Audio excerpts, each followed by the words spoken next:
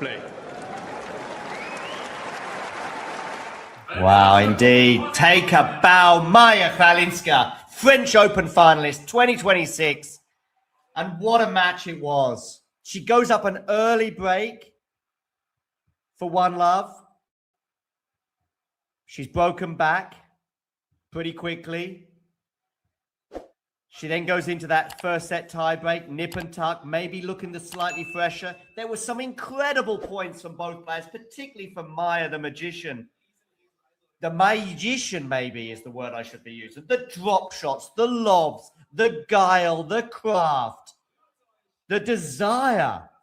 She had it all today in bucket loads. And she deserved the win. The second set, she goes up an early break and she's rebroken immediately. And you're thinking, is that going to be a psychological blow that she's not going to be able to come back from? Not at all. She then breaks for 5-4 and serves it out as cool as a Chwalińska cucumber. And she is into the French Open final where she's going to be playing Mirra Andreeva. And by the way, what a story. Coached by Yaroslav Machowski, I hope I'm saying that right, started playing tennis at the age of 7 and has been very open about her battle with depression, which kept her off the tour for some time. I'm actually just going to see how long it was. But I remember, 114 ranked in the world coming into this tournament. Shall we have a look forward to the final now between Maja Chwalińska and Mirra Andreeva? They have never met on the tour before. That is probably not incredibly surprising, bearing in mind Mirra Andreeva is winning titles. She's winning 1000s. She's going deep at Grand Slams and now has gone deeper than ever before by getting to the final. Maja Chwalińska had never been past the second round of a Grand Slam before.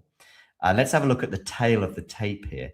5 singles titles for Mirra Andreeva, 0 for Maja.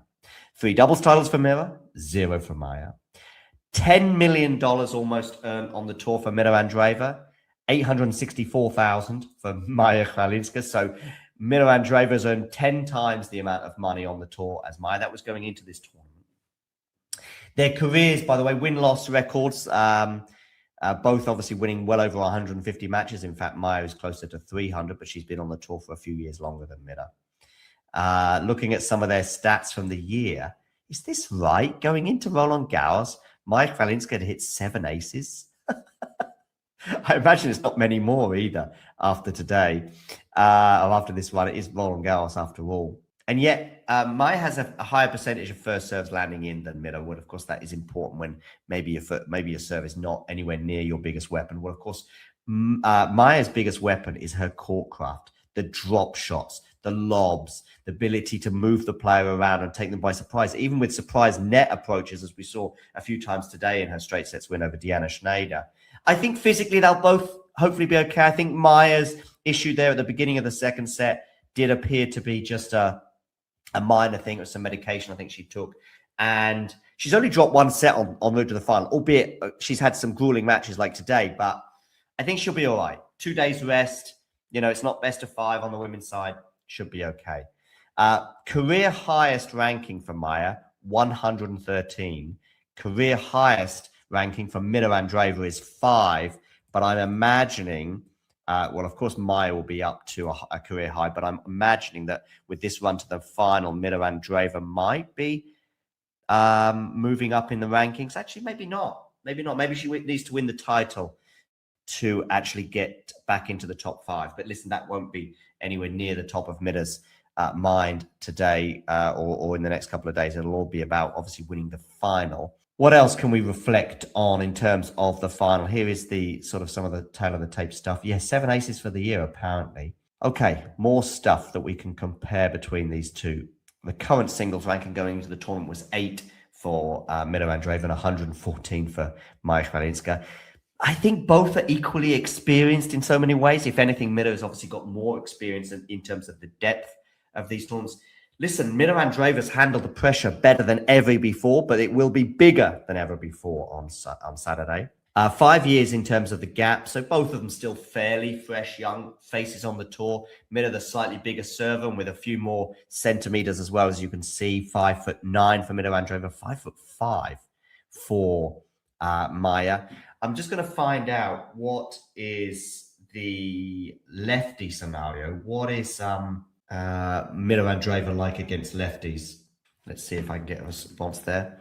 Maja Chwalińska's hometown is Dąbrowa Górnicza in Poland. Mirra Andreeva is from Siberia. I didn't know that, to be precise. And yeah, they've never met before. And Mirra Andreeva, but what about the form of the two players? Well, Mirra Andreeva's form is incredible right now. She started off her clay court season in Linz by winning the title.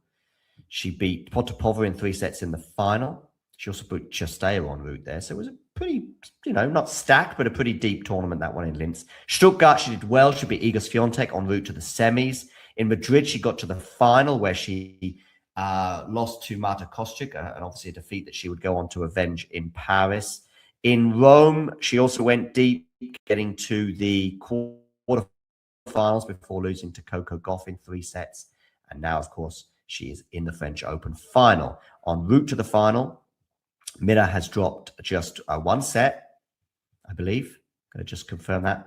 Yeah, she dropped 1 set, which is in the second round, remarkably, against Bassos Ribera, the Spaniard. Before that, she beat Ferro in straights and then Bouzkova in straights in the 3rd round before coming through Teichmann, Chastea, and now Marta Kostyuk, all in straight sets. So just 1 set dropped on the route to the final. As for Maja Chwalińska, well, her run has been wild. It started 2.5 weeks ago in qualifying against Rame of France, and then she beat Monet of France. Yes, you heard me right, Monet, not the artist. Interesting. Then Susan Lehmans, friend of the show, in the 3rd round. That defeat for Susan has aged pretty well. Then, in what was possibly the biggest shock of the 1st round, she overcame Qinwen Sheng in straight sets, losing just 4 games. I think Qinwen was struggling physically at times in the 2nd set. Then Elise Mertens. Now, that is a result that really should have made us sit up and take notice. 4-0 over Elise Mertens is very impressive. She came from a set down against Maria Sakkari to win in 3 sets. How must Sakkari be feeling right now? She must be thinking, boy, there was a French Open final for me here today, or for me in this tournament, perhaps. Anyway, Diane Parry. I actually tipped Diane to win that. Sorry, Maya. But anyway, she overcame her in straights, then Kalinskaya in straight sets in what was a match of, Kalinskaya could not handle the wind, could not handle the variety for Chwalińska, and also had a poor day at the office. And then today in the semi-final, where at the end of the 1st set at least, Maya had hit double the number of winners to unforced errors, a performance of the ages for Maya. Fingers crossed, I've now got the Mirra Andreeva record. Tennis Abstract says it's 15-2 for Mirra Andreeva against lefties, and one of those losses was against Taylor Townsend at the US Open last year. But 15-2 does not suggest she has a lefty problem, because whoever she was going to face in the final, it was always going to be a lefty, because it was either going to be Diana Schneider or Maja Chwalińska. But as it is going to be Maja Chwalińska. Any other thoughts on the final? Well, of course, as I say, what a story it is for Maya, not least for the recovery and return to the tour after that battle that she had with depression. But she seems to be in a very good spot right now, and she's in the French Open final. Any other thoughts on this? Well, let's go back to the tail of the tape. Of course, we know that they've never played before. The court craft and the court guile for Maya, is that something that traditionally bothers Mirra Andreeva? I would suggest no.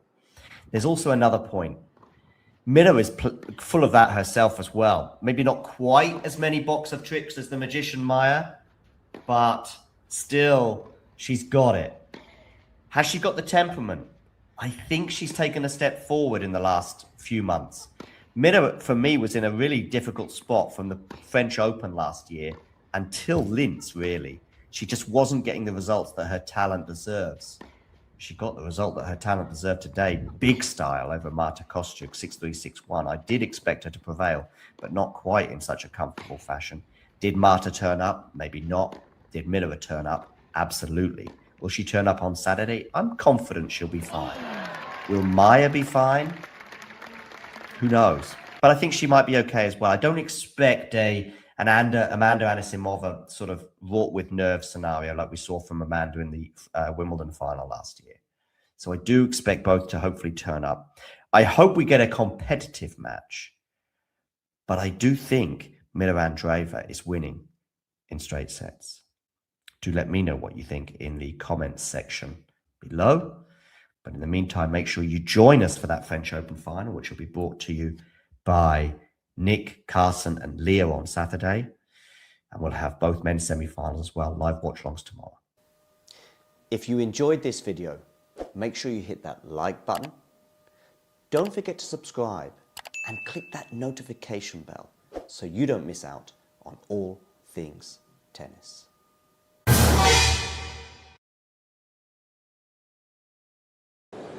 Play. Wow, indeed. Take a bow, Maja Chwalińska, French Open finalist 2026. And what a match it was. She goes up an early break for 1-love. She's broken back pretty quickly. She then goes into that first set tiebreak, nip and tuck, maybe looking the slightly fresher. There were some incredible points from both players, particularly from Maja, the magician. The magician, maybe, is the word I should be using. The drop shots, the lobs, the guile, the craft, the desire. She had it all today in bucket loads.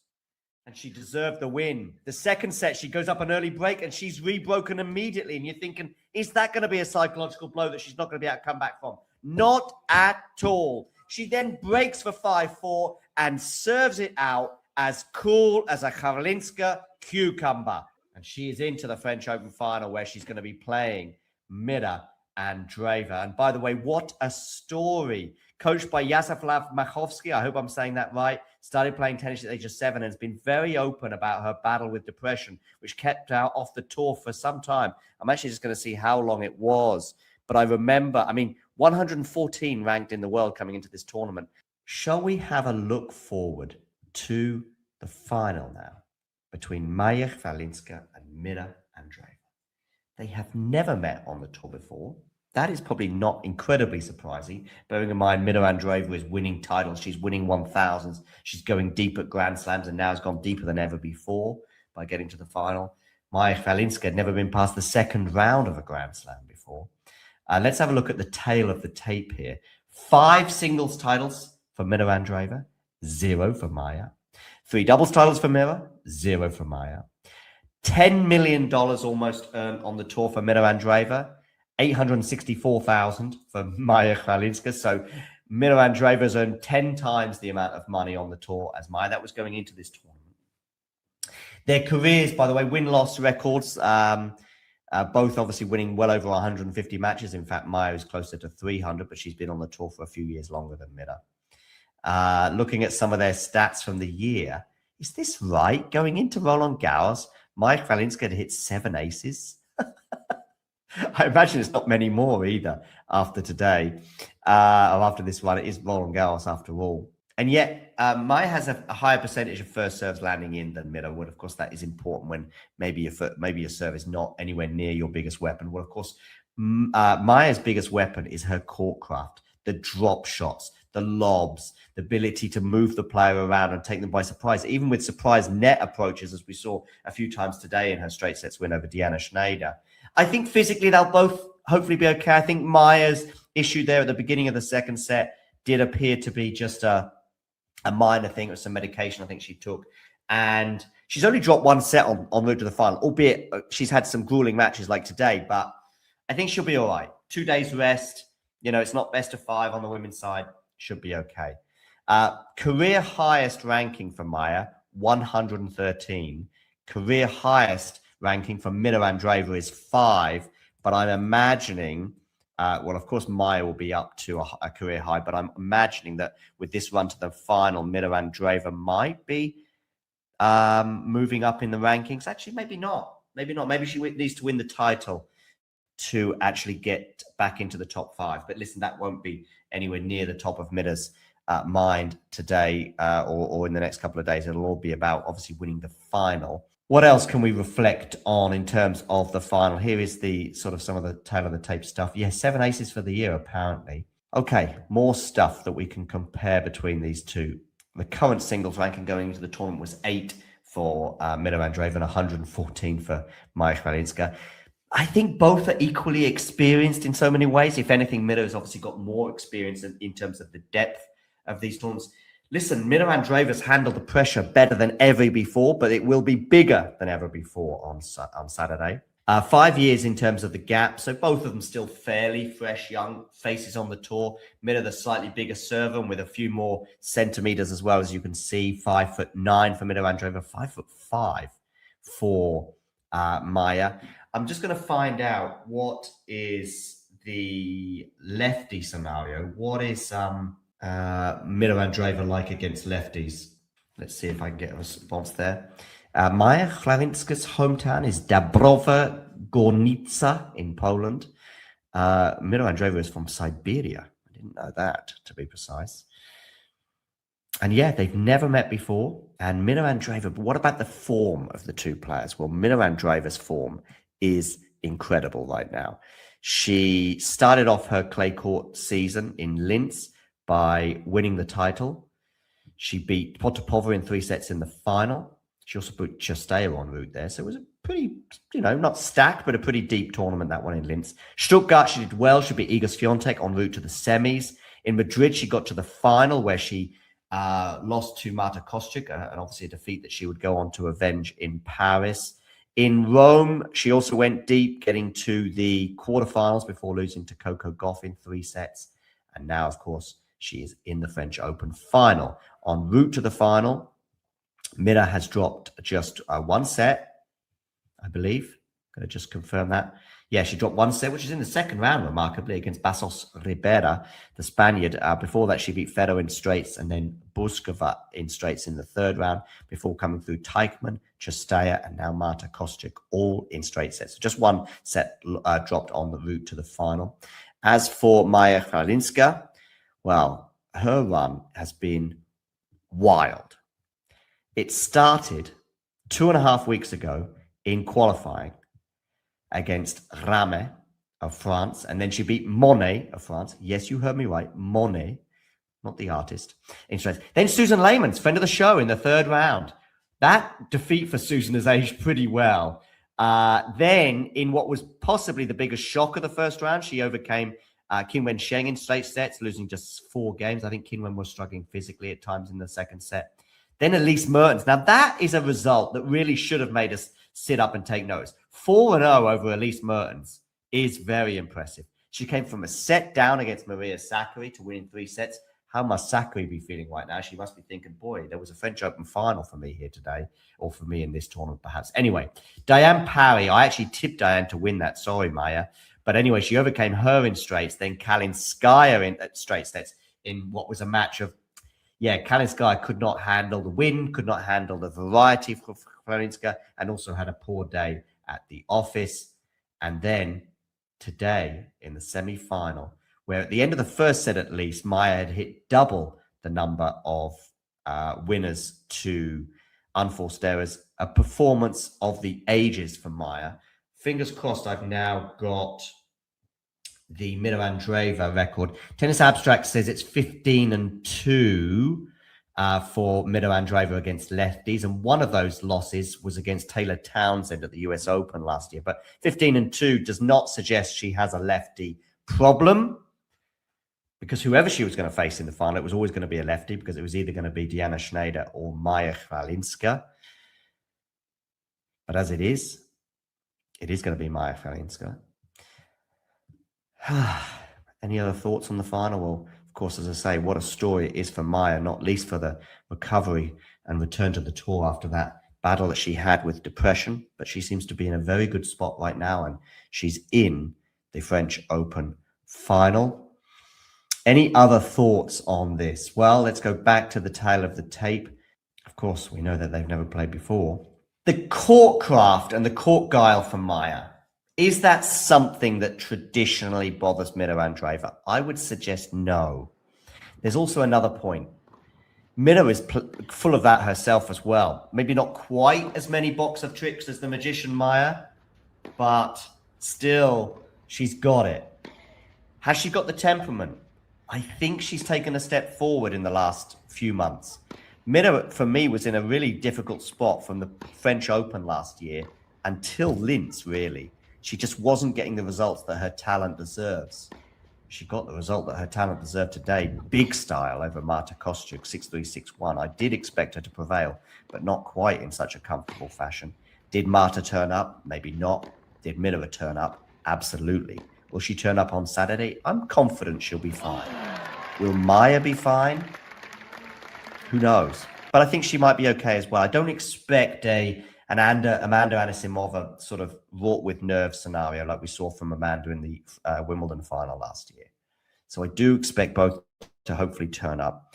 I hope we get a competitive match. But I do think Mirra Andreeva is winning in straight sets. Do let me know what you think in the comments section below. But in the meantime, make sure you join us for that French Open final, which will be brought to you by Nick, Carson, and Leo on Saturday. And we'll have both men's semi-finals as well, live watch-alongs tomorrow. If you enjoyed this video, make sure you hit that like button. Don't forget to subscribe and click that notification bell so you don't miss out on all things tennis. Ready? Play. Yes, that is a really controversial point there at 8-7 in the breaker. And I think we could have a longer conversation about it, but I think it's worth the quick conversation. It's like Roland Garros being this last tournament that's going to hold out and be the ones to be the last to change the electric line calling. Someone had to do it. And it turns out it's on clay, which is maybe fitting, but I also read that Roland Garros was the last one to put a roof up. And it's just been a chaotic week in terms of temperature. Facilities is obviously a big talking point because we're having players that are getting injured and having to, retire from matches. And then obviously now you have electronic line calling.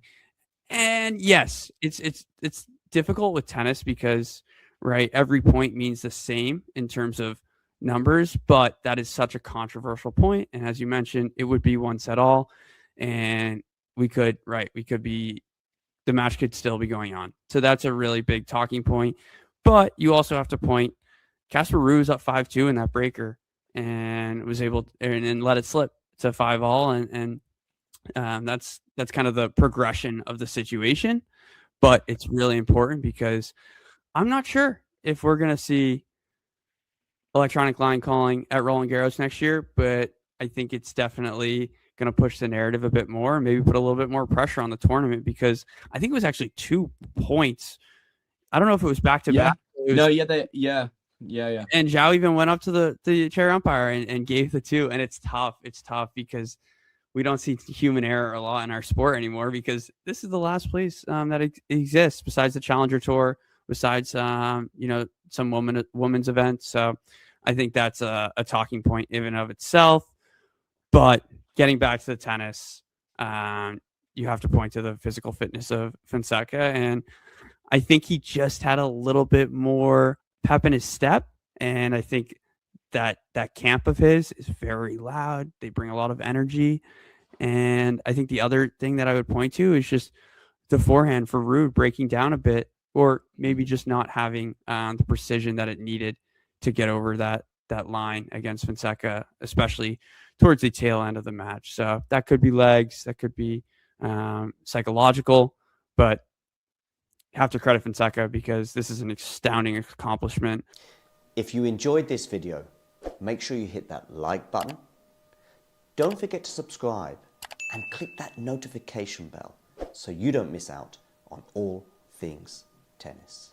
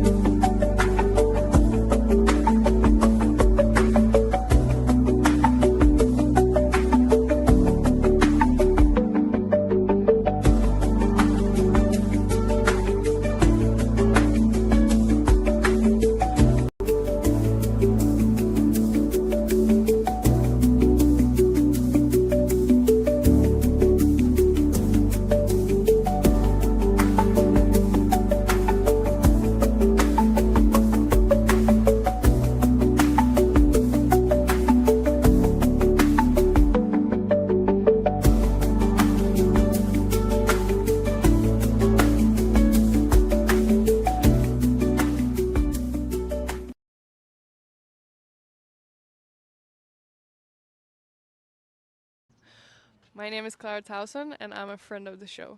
Boom. I am Francisca George, and I'm a friend of the show. Perfect.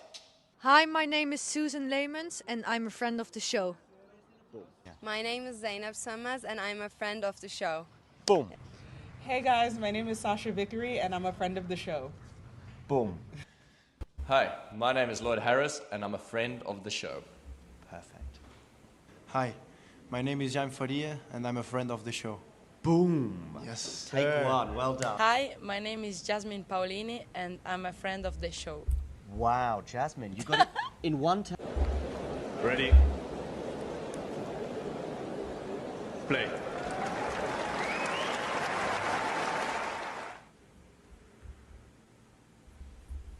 Well, hello there. Welcome to the Talking Tennis coverage of the Roland Garros Women's Final. And you join us as the players are walking onto court. Maja Chwalińska is now walking up now, mascot in hand, heading onto court, and Mirra Andreeva is soon to follow. So many of you watching right now. This is really exciting. About 100 of you joining us at one point. Firstly, I'm going to ask you to do, if you are watching, please tell us if you are supporting anyone or you're just here to and hope they both have fun. And I am here with two brilliant co-commentators who are going to be taking us through this clash between Maja Chwalińska and Mirra Andreeva. It's Carson and Leah. I'm going to come to you first. Carson, how are you doing? Doing great. I think I saw you dancing a little bit on camera during this countdown. Yeah. You want to do a live demonstration for everyone? Or? Absolutely not. Maybe we'll see how it goes later on. Leah, I have not had the pleasure of commentating a match with you before. Yes. But we have interacted on X many times. And I'm so glad to actually talk to you in person, because whilst I'm not currently using that app, I've always really appreciated your insights and sort of you as a fan. So being able to watch a tennis match with you is absolutely amazing. Yeah, I second the motion. So I'm actually excited to talk to you guys for a final. I think I've never done a watch along for a final before. So it's very exciting, and I'm very excited to see how the match unfolds. Yeah. And it's very interesting you talk about how the match is going to unfold, because there's a lot of unknowns here, because the presence of Maja Chwalińska and her ability to make this, basically to have just, I guess, cause upsets. And, she's been the underdog in every match that she's played and has never seemingly, even up to the age of 24, performed at a level that would have gone to a Grand Slam final. Carson, this is giving us a lot of unknowns going into this match. Yeah, there's so many unknowns about this. I mean, second qualifier to reach a Grand Slam final.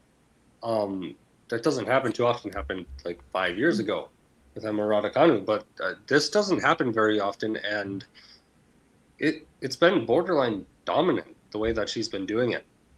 It hasn't exactly been an easy stretch of matches that she's had to play either. She's taking down Mertens, Kalinskaya, Schneider, Maria Sakkari, who's the only person that's taken a set off of her up to this point, including in qualifying. So there's just so many unknowns.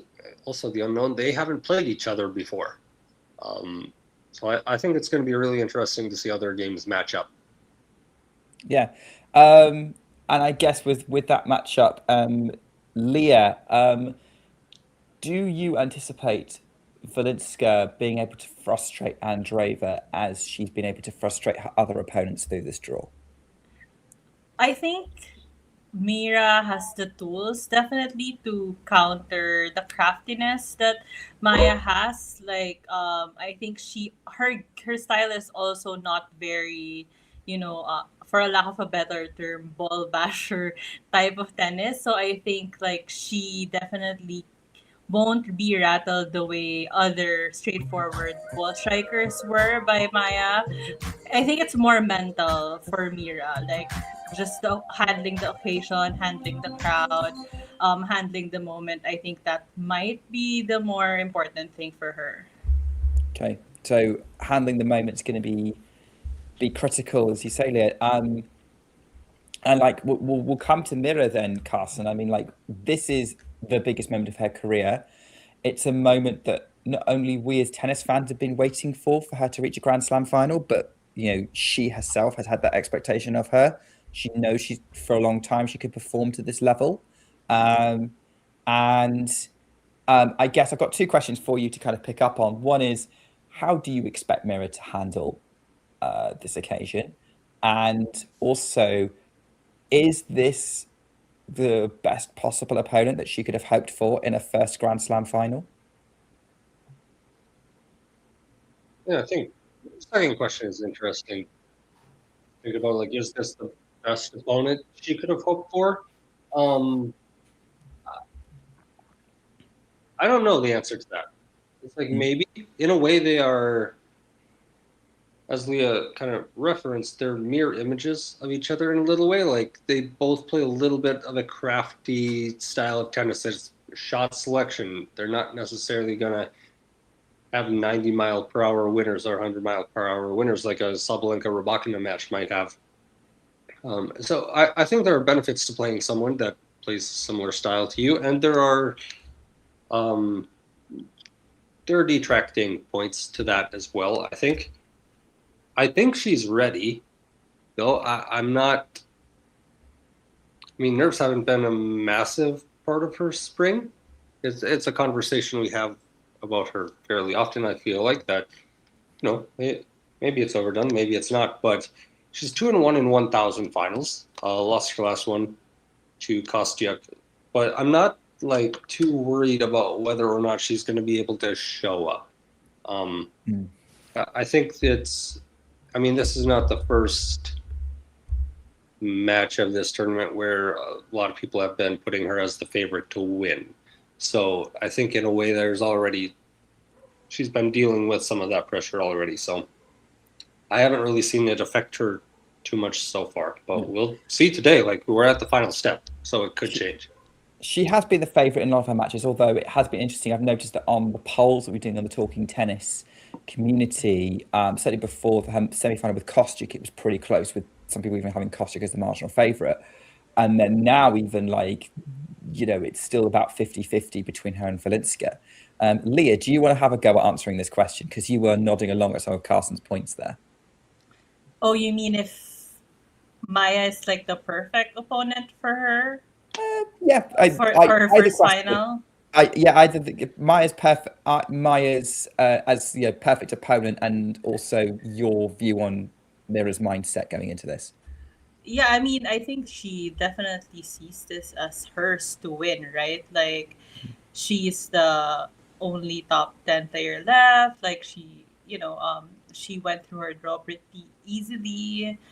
I think, definitely easier than had she met, multiple slam winners. If she had met Sabalenka or Swiatek in the final, that's going to be more difficult. I think it's just a different challenge to manage, that your opponent is the one maybe people are rooting for. It's like a nicer story. It's like a more fun story, I think, if Maya does win. So it's a different challenge, but I think, definitely, as Nick said, she hasn't had like any meltdowns recently. Like, she has been pretty solid, especially in the semifinal, which could have been tricky considering, not just because Marta beat her in the Madrid final, but like geopolitics wise, but she didn't show any of that. So I think, she's ready. She is ready, and the players are ready to start. They've finished warming up, they're toweling off, and they're about to step up to the service lines to serve and to receive for the Coupe Suzanne Lenglen. We are going to see Maja Chwalińska is going to be the first to serve. One-word answers from you both. Who's winning this? I'll pick Andreeva in straights. Okay. Leah? Mirra. I'm not sure about how many sets, but I think, it's Mirra. Yeah, Mirra, the favourite. I would second that. I think she is the heavy favourite, but Chwalińska has sprung surprises before. She's got a second serve, which she double faults. The first point of this final is a double fault. She looks like she's blinking in the sun. It is sunny and warm again in Paris. It's kind of reset back to the conditions we had in the first week, so it's going to be interesting. Andreeva gets a backhand in play. We've got a very sort of slow rally looping from Chwalińska, who then goes cross-court on the lefty backhand. Mirra's there to loop it up. Chwalińska's going to try and take it out the air. No, she's going to wait for bounce. Hits a smash right at Andreeva, who gets it back in court. Push it to Chwalińska, who is that long on that point. I think it was him. No, she got a winner. Hit the baseline. Go on, Carson. Yeah, just clipped the baseline there. Very, very close. I couldn't tell for a second, but it's a good way to get your first point in a Grand Slam final. Just put away a winner. Are either of you listening with sound at all? No, just you guys. A little sound, but I think my stream is a little bit behind yours. Okay. Try not to spoil things too much. Obviously, we'll react to big moments as and when we can see them. I'm usually behind Carson, so he's probably going to be the first to react to a lot of things. As Andreeva's gone long there, 30-15 to Chwalińska, who's maybe hoping to settle these early nerves. Delivers the first serve, backhand Andreeva cross court, forehand Chwalińska looped again, backhand Andreeva slice from Chwalińska into the middle of the court. Andreeva's going to loop the ball up. Chwalińska's going to go on the attack. Somehow, it's so much spin helping her find the court. Andreeva keeps going cross court, slice from. It's a drop shot from Chwalińska. Andreeva's there, loops up. And threads the needle past her. That almost went over Chwalińska's racket. That was a little bit of craft from Andreeva herself there, Leah. Oh, yes. Okay. Now I'm seeing it because I'm a bit late. That was cool. Yeah. Yeah. That was really good of her to get to that drop shot and then to lift it over Chwalińska the way she just past Chwalińska's racket, Carson. Wow. That was a beautiful point. Yeah, that's so cool. More of that, please. Yeah. This does feel like a match of, it's going to have a lot of long rallies. Backhand inside out from Andreeva into play. Backhand cross court. Andreeva's going on the attack forehand. Drop shot again from Chwalińska. Andreeva's in and she can't get over the net. She kind of scoops it into the net and 40-30 Chwalińska. Chwalińska's already looking to move Andreeva around as much as possible, I think. That could be very, very interesting. We've reached 3:30 local time already. Chwalińska's going to do the first serve inside out, fine from Andreeva. Forehand looped from Chwalińska, who's going to slice that now. It's right there for Andreeva to hit. Again, there's not a lot of pace on these shots, and that looped backhand from Chwalińska goes out. Deuce. I think it's going to be interesting to watch here, especially early on in the match, what wing Andreeva tries to hit it to. I mean, typically if you try to hit cross court, like with this match, Mirra's forehands will be heading into Chwalińska's backhand, which is just different than when you're facing a right-handed player. So I'm interested to see if she changes up her shot selection at all as far as her placement. Oh, that was beautiful placement with that forehand from Andreeva. Inside out, winner, sets herself up with break point. That was very good. Yeah. Super looped. And again, I don't think she's bothered by Chwalińska's loopy balls at all. Yeah. And at the moment, she's not frustrated by the fact they always seem to land in court. Let's see what happens. Chwalińska's going out wide with the serve. Slice back in play from Andreeva. Chwalińska's mid-court to take on the forehand. Andreeva goes for the shot right of Chwalińska, who's going to drop volley it. Oh! Just stop the ball dead, Carson. Great way to save a break point. Mm-hmm. That was very, very good. And Mirra almost got to that. Yeah, that's 3 drop shots in one game from Chwalińska. It does seem like a tell us tactic that we're something? going to see. Like maybe she wants to keep the point shorter. Yeah, that would suggest that like she's trying to get Mirra out of position. She's trying to shorter points. We've got another slice from Chwalińska to the backhand of Andreeva, who goes up the line, cross court from Chwalińska. Andreeva inside cross court with a forehand. Chwalińska loops it up to the Andreeva backhand. She's getting in Mirra's strike zone, but high.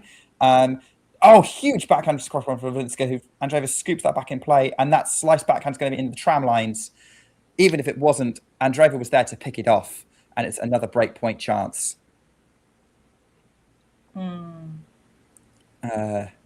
And we're already at we're already at 5.5 minutes in.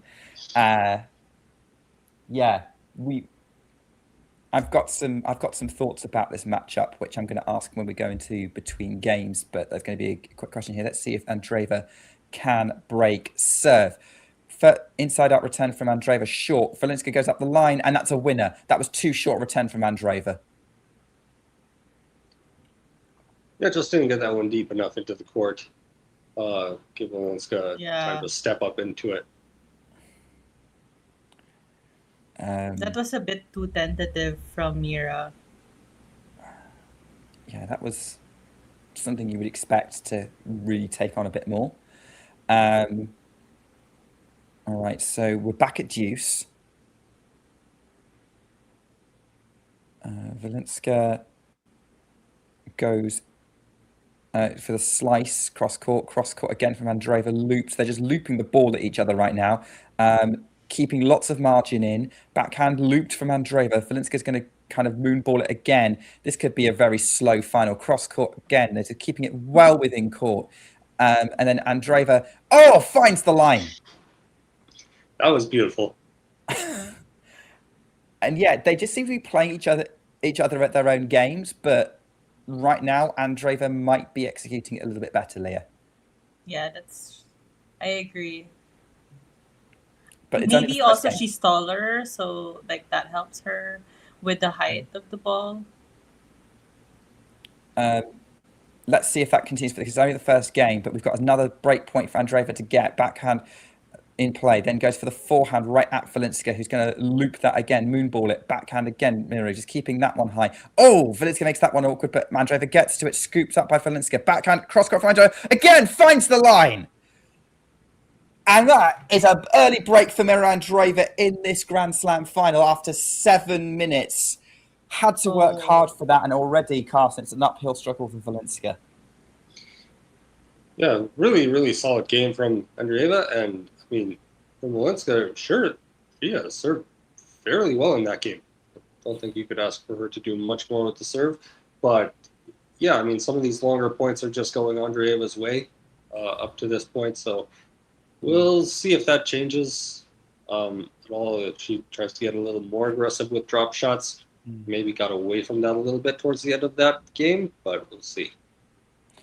We're seeing the player profile on screen here, in Mirra Andreeva better in almost every metric as a solid baseliner.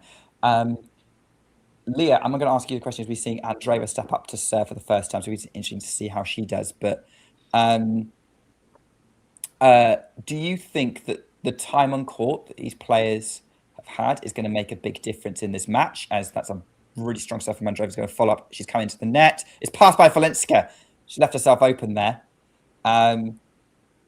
But do you think that, given Chwalińska spent over 10 hours in court and Mirra's spent about 8, going to make a big difference in this match if these are going to be very long points? Possibly, and I think Maja also has some sort of sickness. Like, she's been coughing. I've seen her cough like in her two previous matches, maybe. But I think maybe it's more emotional, like just having to go through 9 matches more. Maybe that takes more of a toll from her. I think more or less their time on court isn't that far. It's the fact that she played more matches, I think. Yeah, you're right. It's a 2-hour difference. As Mirra's dragged a forehand wide going for the cross court. Love 30. Conchita Martinez sitting there contemplating the situation here. But Mirra already putting herself in a hole early on in her first service game. She's got bigger serve than Chwalińska, but she's able to get it back in court. We're into another long rally and a lot of looping balls, a lot of patience needed in these rallies. Still, a lot of moon balls safely in court. Neither of them really going for it yet. Chwalińska going to go cross court there and change it up. Cross court forward from Andreeva, deep. Now she's going to go up the line. Chwalińska's going to slice it back into play, putting Mirra on the attack on the inside out backhand. As a moon ball from Chwalińska. Mirra's going to go for a kind of a drop shot. Chwalińska didn't really run forward for it though. 15-30. What was that shot, Carson? I don't know how to describe it. It was kind of a drop shot that landed on the service line. Is it fair to call that a drop volley? Yeah. Yeah. It bounced though. Yeah, I'm not sure what we call that one. Let's make up our own name. If you have ideas in the chat for what we should call shots like that, go ahead and let us know. Yeah, I mean, it looks like a volley, but her racket was pretty high up. Go to inside out backhand. I think she just missed that shot though. Yeah. She went for a really low percentage shot, missed it, and it's break back points for Chwalińska. That was not the correct shot at that point. Yeah. That short strike into the court. Not quite the right decision, I think. Yeah.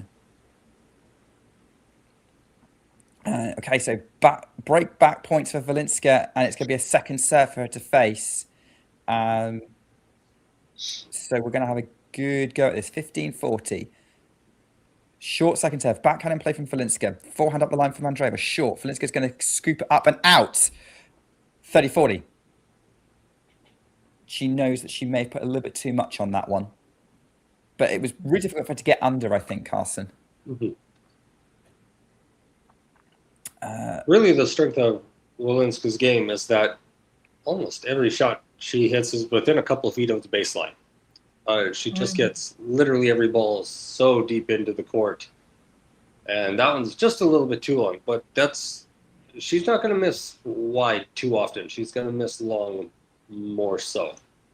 Forehand in play from Chwalińska. Sorry, I forgot she was a lefty. Then now we've got a backhand cross court to Andreeva's forehand is going to go cross. Forehand up the line from Chwalińska. Really short and looping. Andreeva picks it up, loops it herself. And now we're into a moon ball battle again. Still moonballing it up and down the court. Up the sort of the same line. Andreeva puts even more height on it. Chwalińska's going to go inside out on the forehand. Andreeva's going to book an even bigger moon ball. Does that land in court? It does. Leaves the space open for Chwalińska to kind of run into. Backhand up the line for Andreeva's going to be long, and we're back on serve. 1-1. Oh gosh, this is going to be a long one, guys. And that's the thing. So this is what I kind of thought going into this match was Mirra should be the favourite, but what Chwalińska can do is she just doesn't miss. And Mirra needs to do two things here. She needs to keep the shot selection right, which usually she does, but that earlier shot that set up the break points didn't help her.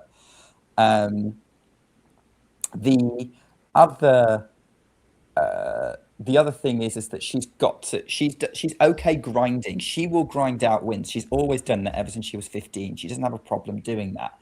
But she has to keep her patience because Chwalińska won't give her much to play with. And I think that's how I see this going. For Andreeva to win this, she has to lock in as Chwalińska double faults. What do you think, Leah? Yeah, definitely. She's the one who should take her chances more. Like, she has more firepower between the two. So maybe take the initiative more instead of just trying to play it the way Maja wants her to play it. Yeah. I guess I don't know how much Maja is comfortable, whatever, but I think she's kind of hoping, because we saw that with Schneider. Schneider was going on the attack and leaving herself open for Maja to surprise her. Great forehand winner from Chwalińska there to get to 15 all. Speaking of, as Mirra left a space over for her to attack with the forehand. Diana Schneider's more aggressive play Chwalińska was able to outcraft her. And again, with Chwalińska was trying to go for her shots a lot more, and Chwalińska just wasn't having it. She just couldn't hit through Chwalińska. So I think trying to make it physical might be the way to go, but she's going to have to be very, very patient to do so. I think patience, and then I think what Andreeva has over Chwalińska and Schneider, though, is a higher level of movement and agility around the court. As she just showed it there, getting that backhand winner up the line. Yeah, her defensiveness is just on a little bit of a different level. So I think that she can afford to be a little bit more aggressive at smart points throughout the match. Just because I think that she's able to get back a little bit easier. Yeah. Good insight. Yeah, the movement's going to help her a lot to get to all of this. And again, she's very comfortable with awkward shots. Let's see what happens. Oh, that was a very wide first serve. It barely made the tram line from Chwalińska. So, second serve coming up. Chwalińska delivers it. Backhand in play from Andreeva, cross court, pushes Chwalińska out of court, loops up and over the baseline, 15-40, more break points. That's such a good return. Just very well placed. Yeah. All right. Andreeva's got two chances. Like Andreeva's such a smart player. Knows when she's engaged, she knows exactly where to place the ball at the right time, and that's what makes her such a promising talent.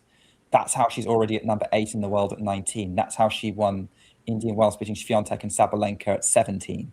First serve long from Chwalińska. 15-40, second serve. The wind is picking up. You can see it blowing through Chwalińska's ponytail.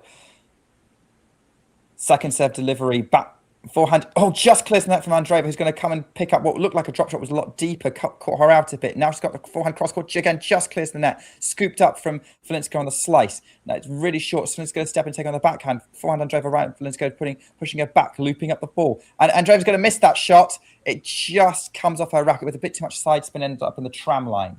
30-40. First break point saved by Chwalińska. Yeah, they just showed the flags, which are waving. Yeah. Very, very quickly. Windy. Yeah. I think doesn't seem quite like it's Wednesday levels yet, but not perfect tennis conditions. Second break point attempt coming up.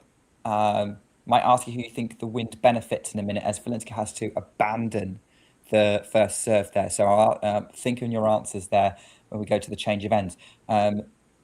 First serve is long, just from Chwalińska. Second serve coming up. Carson's ready for this point. Here we go. Second serve, 30-40. Andreeva waiting to take this on. Middle of the box, backhand in play, just near the line. Now we've got a backhand from Andreeva who goes up the line to the Chwalińska backhand who goes cross court and high. Forehand from Andreeva, again, keeping plenty of height on it. Both of them putting height on it. Now we've got backhand cross court from Chwalińska right at the line. Slice and play from Andreeva on the forehand. Now she's going to run for the backhand. Chwalińska comes into the net. Is she going to pick off the overhead? She runs back, lets it bounce, runs back to the baseline and completely mishits that forehand into the tram line. It's another break in this match. Andreeva leads 2-1. Seemed to completely catch Chwalińska out there, Leah. Yeah. Like, I think she misjudged that. And ended up hitting it long. Okay. Maybe the wind too is becoming a factor here. Yeah. Who do you see? I'll ask you first, Leah, on this. Do you see the wind benefiting either of these players? Who can manage it better, do you think? I think just because she's a better server, like I think Mirra can it benefits her a little bit more. We already see Maja having trouble with her serve. Like I don't think she hit any first serves in that game, right? Maybe in the front end of the game, but that's maybe the part where she'll have trouble. Meanwhile, Mirra is a better server. I think she can hit her spots more. Yeah. Given how high the balls they're hitting are, they're moonballing a lot. Do you think that the wind could play a factor in there, as sort of potentially blowing them where they're not expecting it to go? I think so. I mean, I think we saw it on one point already. So, in that last point of the game, I wouldn't be surprised if that just changed the trajectory of the ball a little bit once it bounced. All right, let's have a look. So Andreeva's on the serve again and goes long on the forehand. love 15. We're looking for our first hold of this Grand Slam final. I mean, this might be a little bit of a harsh question, but I'm sure there'll probably be like our hardcore tennis fan friends thinking this. Well, I'll ask the question after this point. Great first serve from Andreeva, who gets a short ball for her to attack. Chwalińska keeps putting herself back in the point, then giving her time. Goes on the attack with the backhand. Forehand up the line from Andreeva. Catches Chwalińska out completely, gets the point, forces the error, 15 all. And so... yeah, I was going to make a point before I got distracted by the fact there was actually tennis on. Yes, that was it. So with all these moon balls and with, do you know what, we've got another point coming up. Andreeva's not taking too much time between points. She's moving straight into the next thing, to her next serve. We've got a second serve coming up for Andreeva as we see her dress being ruffled by the wind, as she's abandoning the toss, and it's definitely throwing her off a bit, this wind, as well as Chwalińska. Goes for the second serve and double faults, 15-30. Right, okay. Moon balls and every game so far being a break. Are we watching a Grand Slam final or a 250 final? Is probably what a lot of people are thinking right now.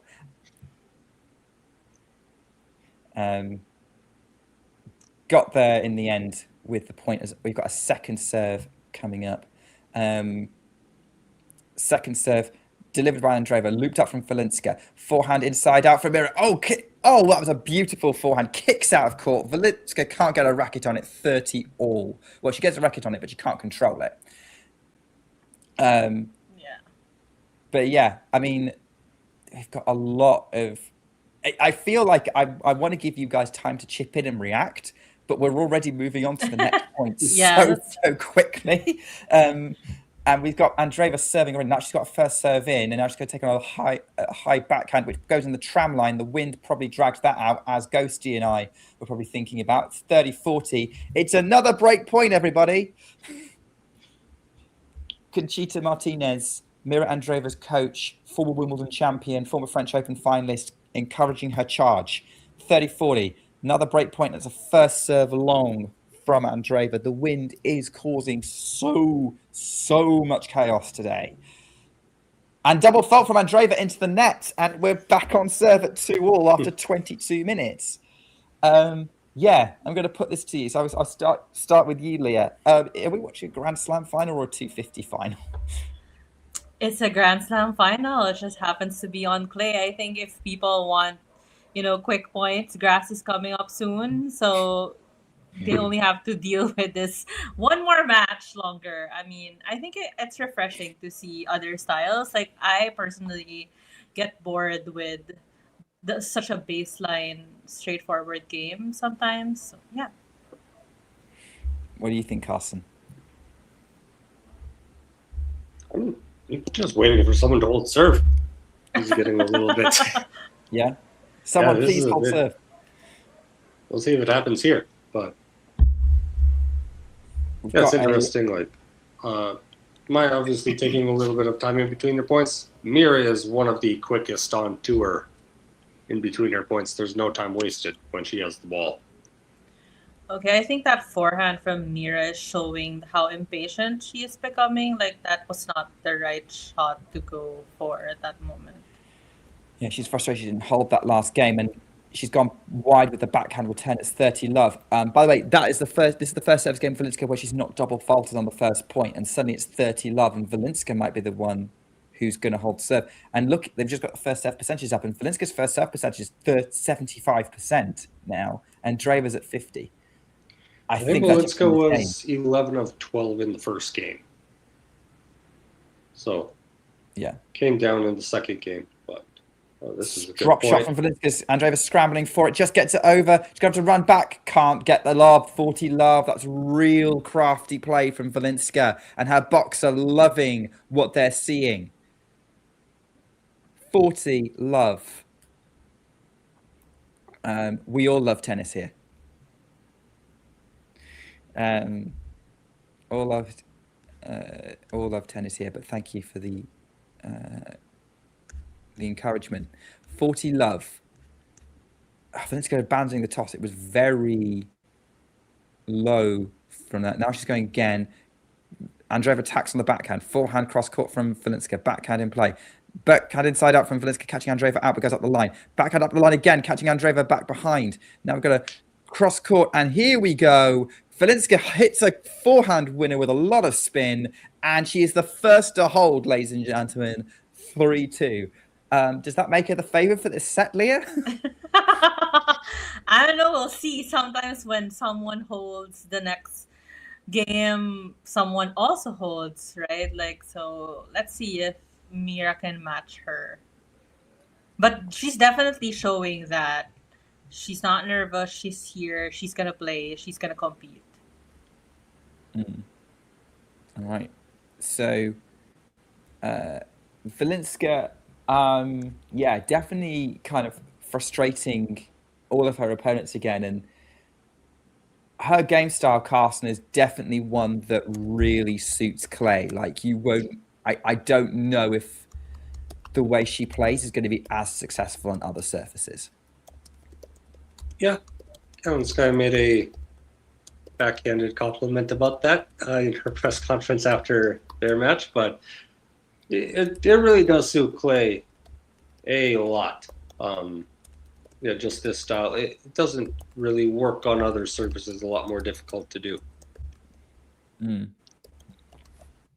A lot more difficult, yeah. I'd certainly think she could get picked off on grass when we get there.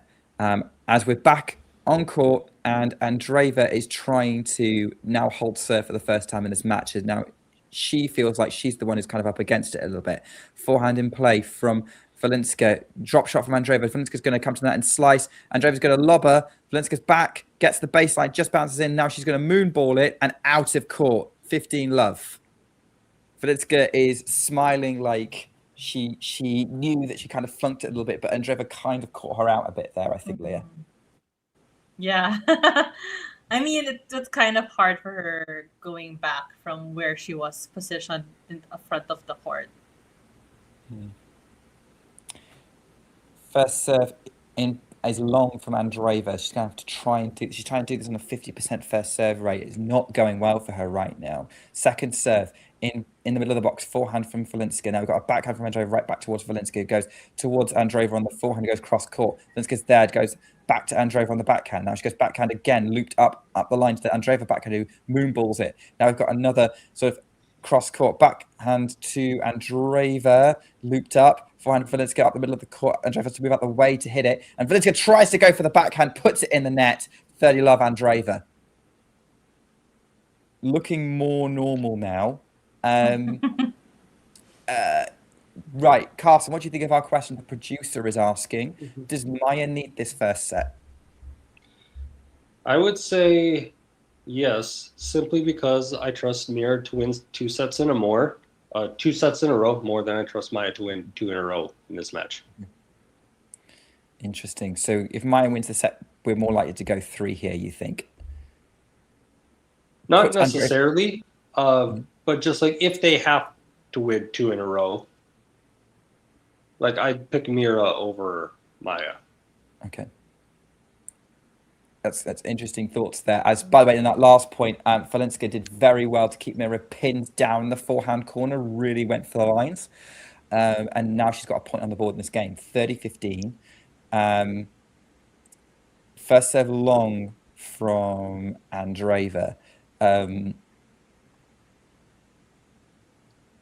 Second serve looped in play, but is in. And then we've got a moonball backhand, which Chwalińska waits and takes it on with a moonball forehand. Another moonball backhand right at Chwalińska, who takes the time to go again, moonball to the backhand side of Andreeva, who again balls it up the line. They're just moonballing it up the line to each other right now, up the court. Still at it now. Andreeva's not really, puts a little bit less height on it. Now we've got a slice from Chwalińska that almost hits the baseline. I can't tell if she's drop shotting when she does that or not. Forehand inside out for Mirra Andreeva. Chwalińska's there, loops it up. Andreeva's going to step in and take on the backhand cross court. Chwalińska's going to scoop it up.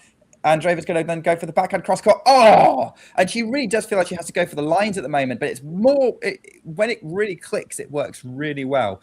40-15, and we have game point for Andreeva for the first time in this match on her serve. I'm wondering if she feels like she's found a little bit of a hole in the Chwalińska forehand. Okay. Something to watch on that point. Okay, after this point, I want you to kind of elaborate on what you think that hole might be, or what you think you've noticed. As it's an ace for Andreeva, first ace of the match, we have 3-all. So go on. You think Mirra Andreeva's found a hole in the Chwalińska forehand? Is that something you're noticing as well, Carson? Yeah, I think that maybe she's been a little bit slower getting to that wing on the court so far. I think she's definitely Chwalińska's more comfortable with her backhand of the 2 shots so far in this match. So maybe just trying to cheat back to the center a little bit, and when Mirra's taking it out wide, attacking the forehand might be the way to go. And Chwalińska's got both legs strapped in kind of the upper thigh area on both legs. Do you think that might be a clue as to sort of any movement issues? It could be. They were both strapped in the semifinal as well, and I think quarterfinal. So this is her 10th tennis match in the last 2.5 weeks. So a lot more movement around the court, but Chwalińska finishes the point with a overhead winner, 15-love. Does look like they've settled into this match a bit now, Leah. Yeah. It does look like they're sort of used to each other now, and maybe the wind isn't as swirling as it was a couple of games ago. Yeah, good insight there. Actually, you're right. Yeah, I'm not noticing it playing about with her clothes there. So we've got Andreeva on the forehand attack now, looped up backhand from Chwalińska. Andreeva's going to go to the forehand again, not as deep as she would like, but Chwalińska's gone long, and it's 15-all. So just went for a bit too much on that forehand up the line, Maja Chwalińska. Haven't really painted much of a picture yet. Obviously, it's bright sunshine on the Roland Garros, so it's really shining up this reddish-orange clay. Maja Chwalińska is serving in a fluorescent yellow sleeveless top with a black skirt. Mirra Andreeva is wearing a sort of a light pink tennis dress with more of a purple visor. And we've got a delivery from Chwalińska, going to go for the backhand up the line. Now it's a backhand cross-court, just hits the line from Andreeva. Is now going to go for up the line. Chwalińska's having to loop it up. Andreeva's going to be there to take it out the air at the net and move to the advantage in the game. 15-30. As John's backhand is coming under intense scrutiny in live chat. Can't be worse than mine. 15-30. Maja Chwalińska to serve 3-all in the first set. Can't believe we're already 3-all in the first set. This is incredible. Already? It's been like half an hour. It's been half an hour, I know, but last couple of games went really quick. So that's true. First serve long from Chwalińska. Now we've got a second serve. She's finally moving into it. Backhand from Andreeva on the attack. Oh, she just overdone it, and she missed it into the tram lines. 30-all. Chwalińska will be relieved with that. It was the right idea.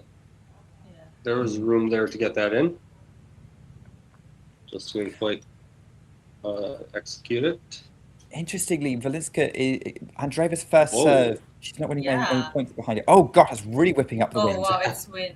The wind is. Clay's blowing everywhere. Andreeva's having to turn the opposite direction so it doesn't go in her eyes. Chwalińska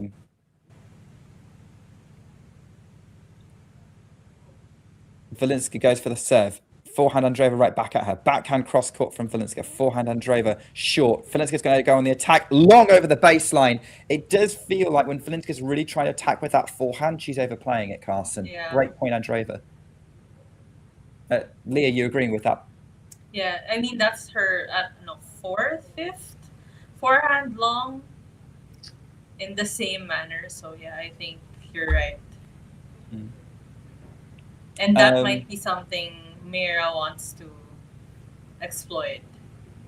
Definitely. And that's probably, again, why, as Carson noted, she's trying to go for that forehand a bit more. We've got a second serve to defend break point from Chwalińska, who is not strong behind her second serve as Andreeva has been in this match. So let's see how this goes. According to the insight we just seen flash up on the screen. Anyway, second serve to the backhand of Andreeva. Now goes cross court to the forehand of Andreeva, short. And it goes on the attack into the forehand, who goes cross court again. Drop, slice from Chwalińska, then goes inside out on the forehand. Andreeva short on her forehand. It's a slice dumped into the net by Chwalińska, and it's a roar and a fist pump from Mirra Andreeva as she's back up in this match, 4-3. Due to some really costly unforced errors from Chwalińska. What do you think of that game, Carson? Yeah, a little bit of a tough game for Maja there. I do think now that Mirra has actually held her serve in these conditions. I wonder if she feels like a break is all that she needed. Maybe that's indicative of why she let out a roar, as you said, after that one was over. So we'll see. Yeah, I think this is going to be a really interesting service game to watch now once we come back from this changeover. Yeah, that is very, very true. Yeah, I think you're right. She's got more confidence on her serve now and feels like she's made some real progress. So we'll have to see. By the way, I have to come back on Destruct 1658 here, saying that the game was so boring the first few games. I'm sorry. It was epic seeing them trying to sort of out grind each other with moonballs. Like, I was absolutely loving those rallies. Like, it's not all about big strike tennis. It felt so in the balance. I know you were loving it, Leah.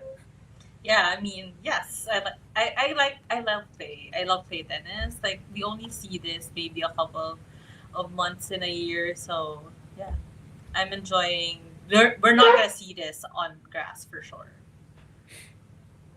Okay, we've got a first serve delivered from Andreeva out wide, and then comes in behind it as it was looped up. Chwalińska somehow picked off the +1. Now we've got another overhead who goes right at Chwalińska. Andreeva's going to run back. It just lands on the baseline, so Chwalińska's keeping it going. Oh, but she tries to loop it short over the net, but doesn't even reach the net, and it's 15 love Andreeva. How did she even get the smash from the couple of shots before? I have to honestly say, and correct me if this might be controversial, I think Chwalińska might be one of the best defenders I have ever seen. I can't believe how often she can get the ball back. Yeah. Huge winner in the corner from Andreeva on the forehand. 30 love. Like, Andreeva's also a fantastic defender, and Coco Gauff is the best sort of movement-based defender out there, but I think even Maja could keep Coco honest. I'd love to see that match. Ooh, me too. Oh, Andreeva drags the forehand just wide. She should have had that one. Yeah, I don't know if the wind caught it or she just put a bit too much on it, but it does feel like, again, she feels like she has to go for the lines a bit when she's doing these angles. Forehand in play looped from Chwalińska, backhand Andreeva, forehand cross court from Chwalińska, backhand Andreeva up the line to the backhand of Chwalińska, who's kind of kicks it up.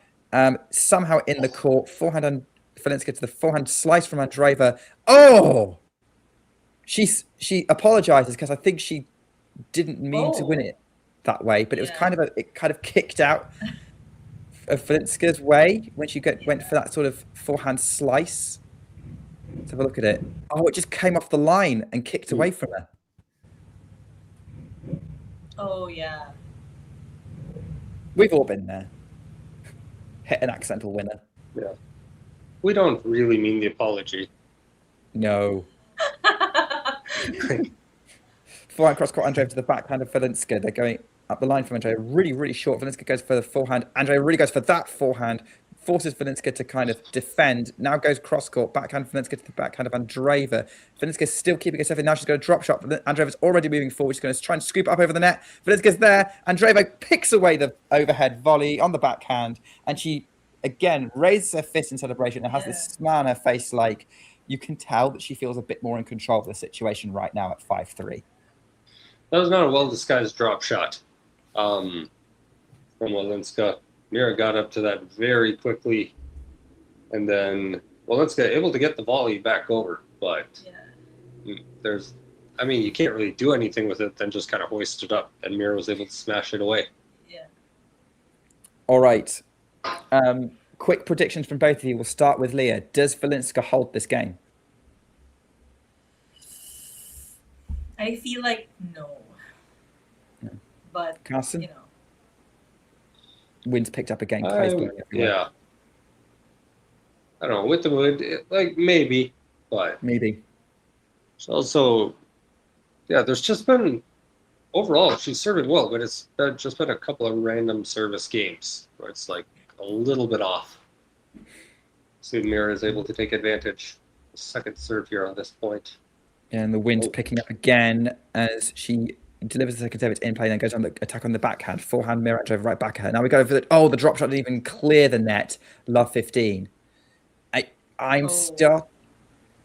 I'm starting to get the sense, Leah, that Chwalińska is having to work harder to win points now. Yeah. And I feel like maybe she is a bit slower. I mean, she still is getting a racket to it, but she's not as fast as she was in her previous match.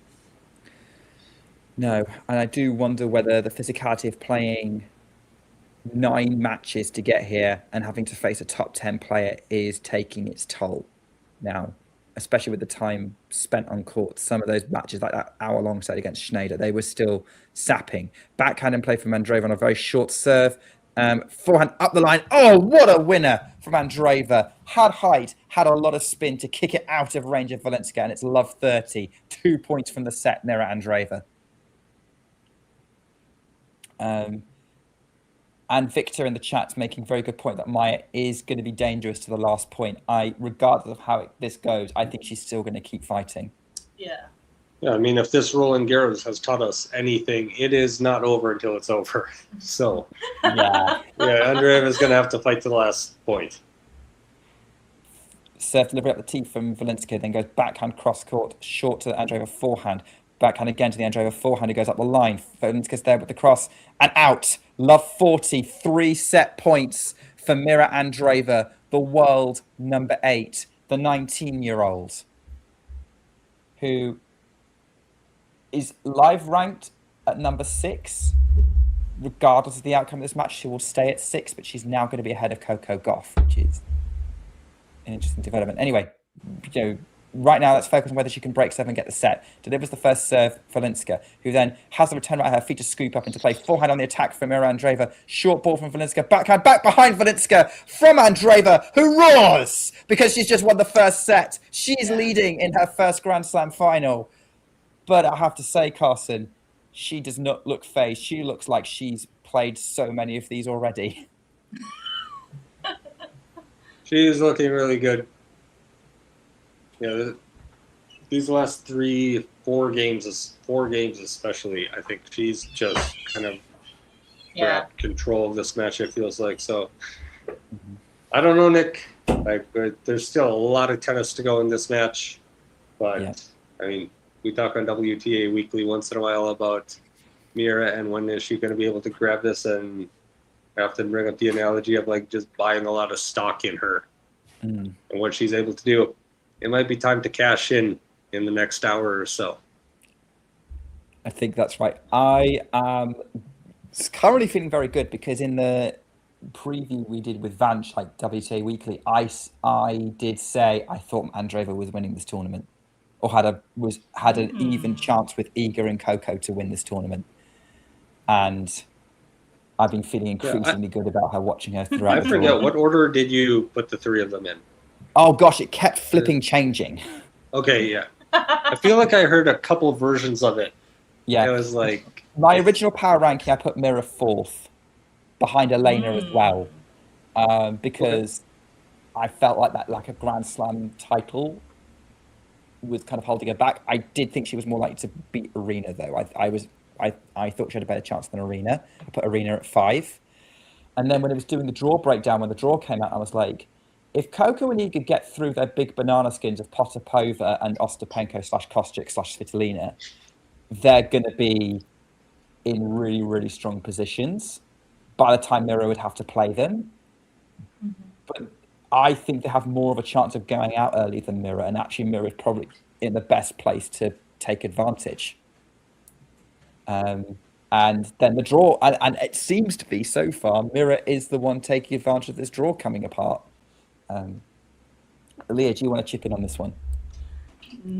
I didn't see the draw. I was like going into the tournament completely blind. Like I was just constantly surprised. Oh, they're playing each other. Oh, so I actually had zero thoughts coming into the tournament. But obviously, Mirra had a great clay season. Like she won Linz and she was in the final of Madrid. So she was definitely one of the contenders coming into it. Yes, Sean, I am a genius depending on when you tuned in. Absolutely.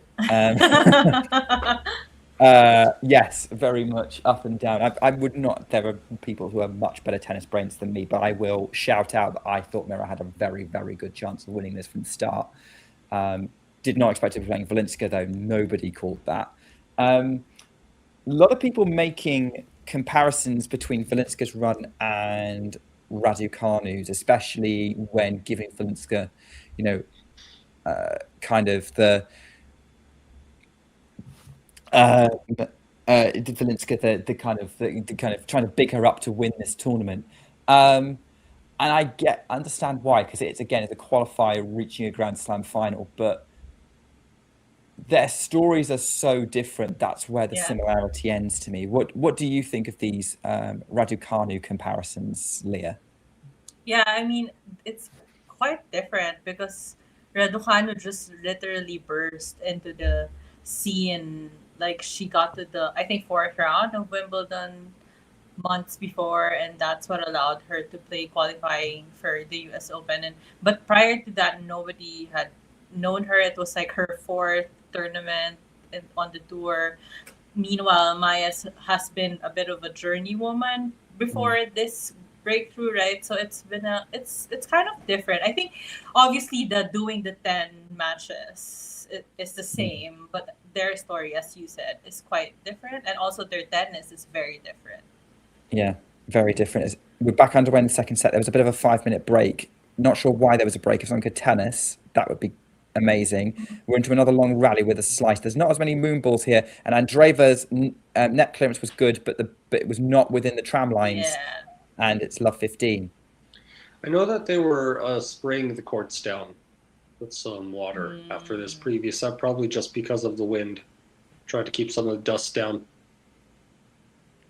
Good spot, Carson. I didn't see that. Okay, so we're into another moonball rally here. On the attack from Chwalińska, backhand from Mirra at the line. Chwalińska's got the cross-court open, which she goes for, and then dumps the volley into the net because Andreeva got there, and it's 15 all. And I do wonder from Chwalińska's perspective how it is for her playing another really strong defender, because she's so good at getting the ball back in play and frustrating people. But as we're into another rally now, cross-court, lefty backhand to the righty forehand, still going. Mirra's going to try and scoop that with a slice, because it's really short. Chwalińska goes on the attack, gets Mirra on the disadvantage, but she somehow gets the ball back in court. Now she's going on the attack with the forehand and goes long. 30-15 Andreeva. Chwalińska kind of threw that point away. Yeah. But this is what we're talking about here, is that Schneider and Kalinskaya are not known as defenders, nor really is Zheng Qinwen or Diane Parry. Sakkari a little bit, but she's much more of a metronomic hitter. So really the only kind of close equivalent to a defender that she's had to play is Elise Mertens. And I just wonder whether that's making a difference to her in this match. As Andreeva's also got amazing attacking skills, which she shows there to break Chwalińska down, open up the court, come into the net, and put the forehand away for 40-15. But yeah, what do you think of maybe this matchup not really working for Maja having to play another defender, Carson? I think Carson already said it earlier. Like Mirra's movement is elite more than her Maya's previous opponent, so I think that makes it different. Sorry, I forgot. I thought you were asking me. No, But go ahead, yeah, Carson. that's fine. I was flipping a coin in my brain as to who to go to, but either of you are welcome to answer the question. And also, well done, Leah, for having Carson's back and saying I already made that point. Yes, he made that point earlier on. Yeah, I can't remember everything that's happening. I'm focusing on the score as Andreeva gets the game, leads the second set 1-love. Sorry, Carson. Yes, that should have factored into my earlier point, what you were saying. Having a genius moment, it turns out I'm just ripping you off. Much like AI. Yeah, you're just a ChatGPT version of Carson. Yeah. I'm a poor man's Carson Nix. Yeah. No. Oh. But yeah, good hold for Mirra to open this second set. Seems like Maya's energy level has dropped a little bit over the last 10 minutes or so. Do you think that's all the time on court catching up with her, Carson? She goes wide with that backhand. Maybe time on court. 15 hours over 9 matches in 2.5 weeks. Like it is a lot of tennis, but I don't know. Maybe I think as much as anything, you get that second break in the first set to be on serve, and then you hold your serve for the first time, and then everything goes downhill from there. So maybe just like feeling down a little bit as well with how that first set ended fairly quickly after a very competitive first 5 games. Yeah, that is very true. Andreeva goes for a massive inside-out forehand there. Plenty of net clearance, finds the court, kicks away from Chwalińska, and it's love 30.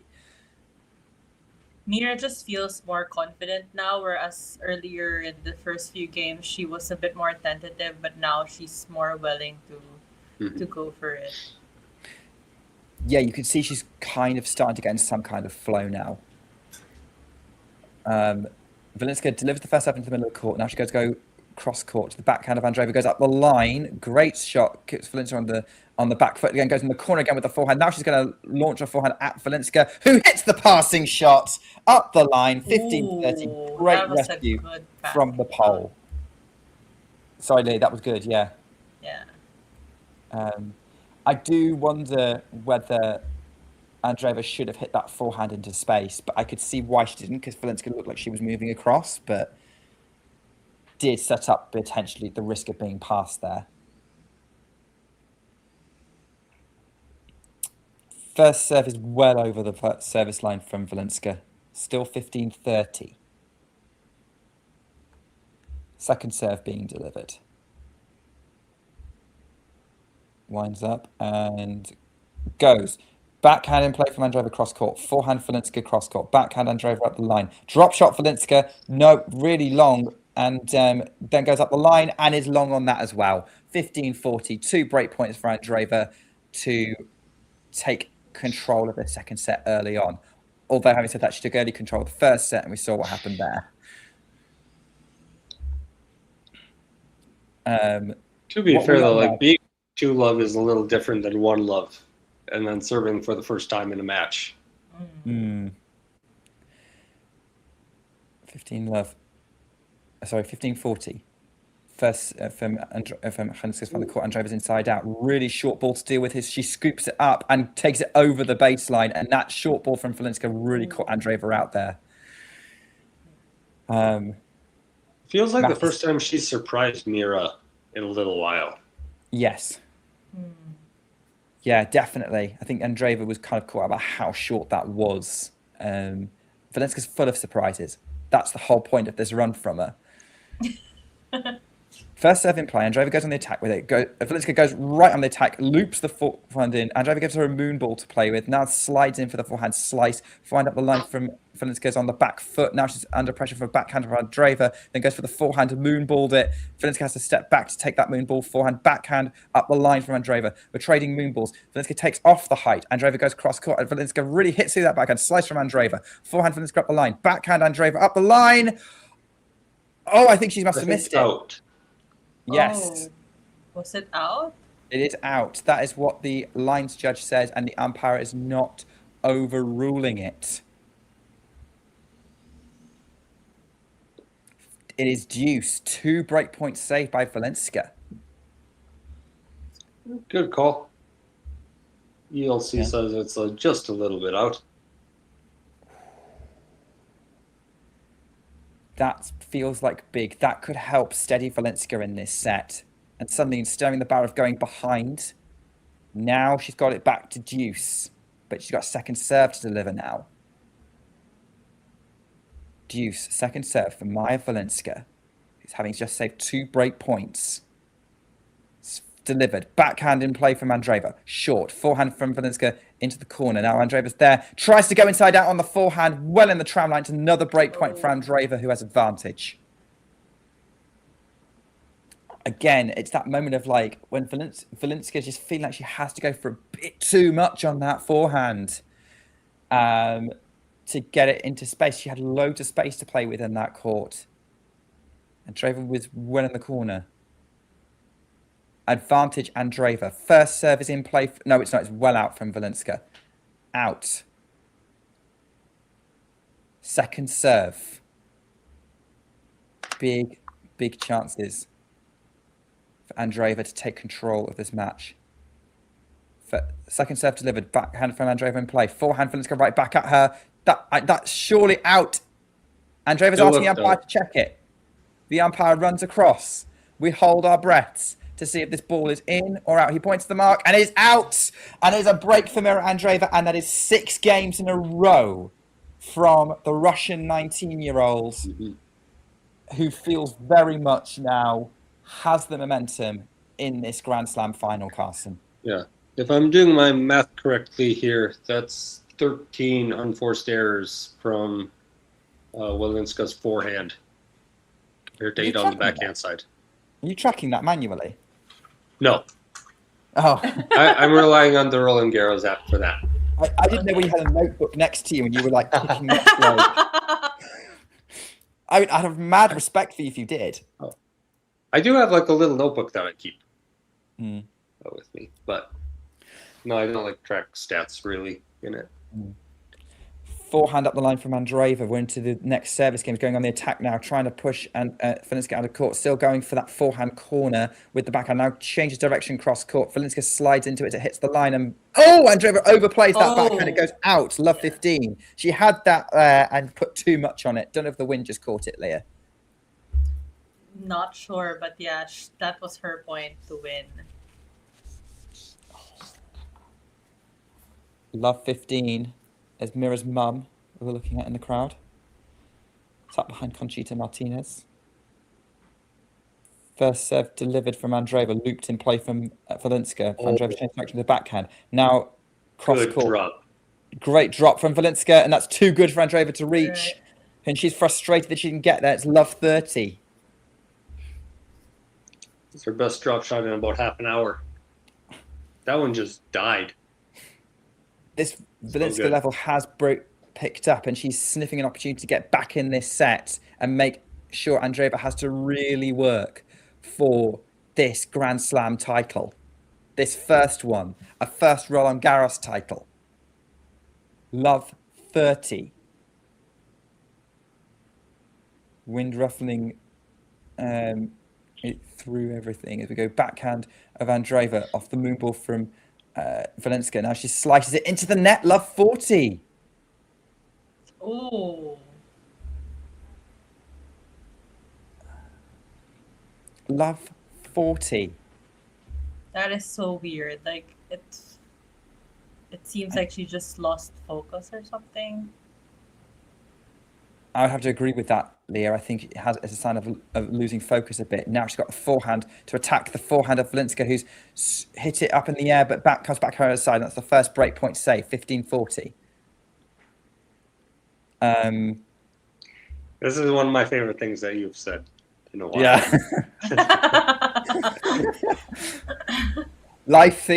This is my life needs things to live.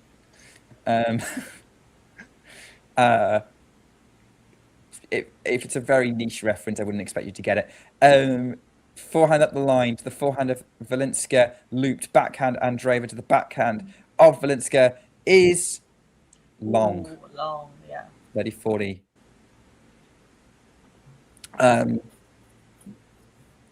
Ghosty, you have seen your question. We'll come to that maybe when we get a point of breaking the action, because Mirra Andreeva is not giving us much of a break here. She's giving up a really good tempo between points.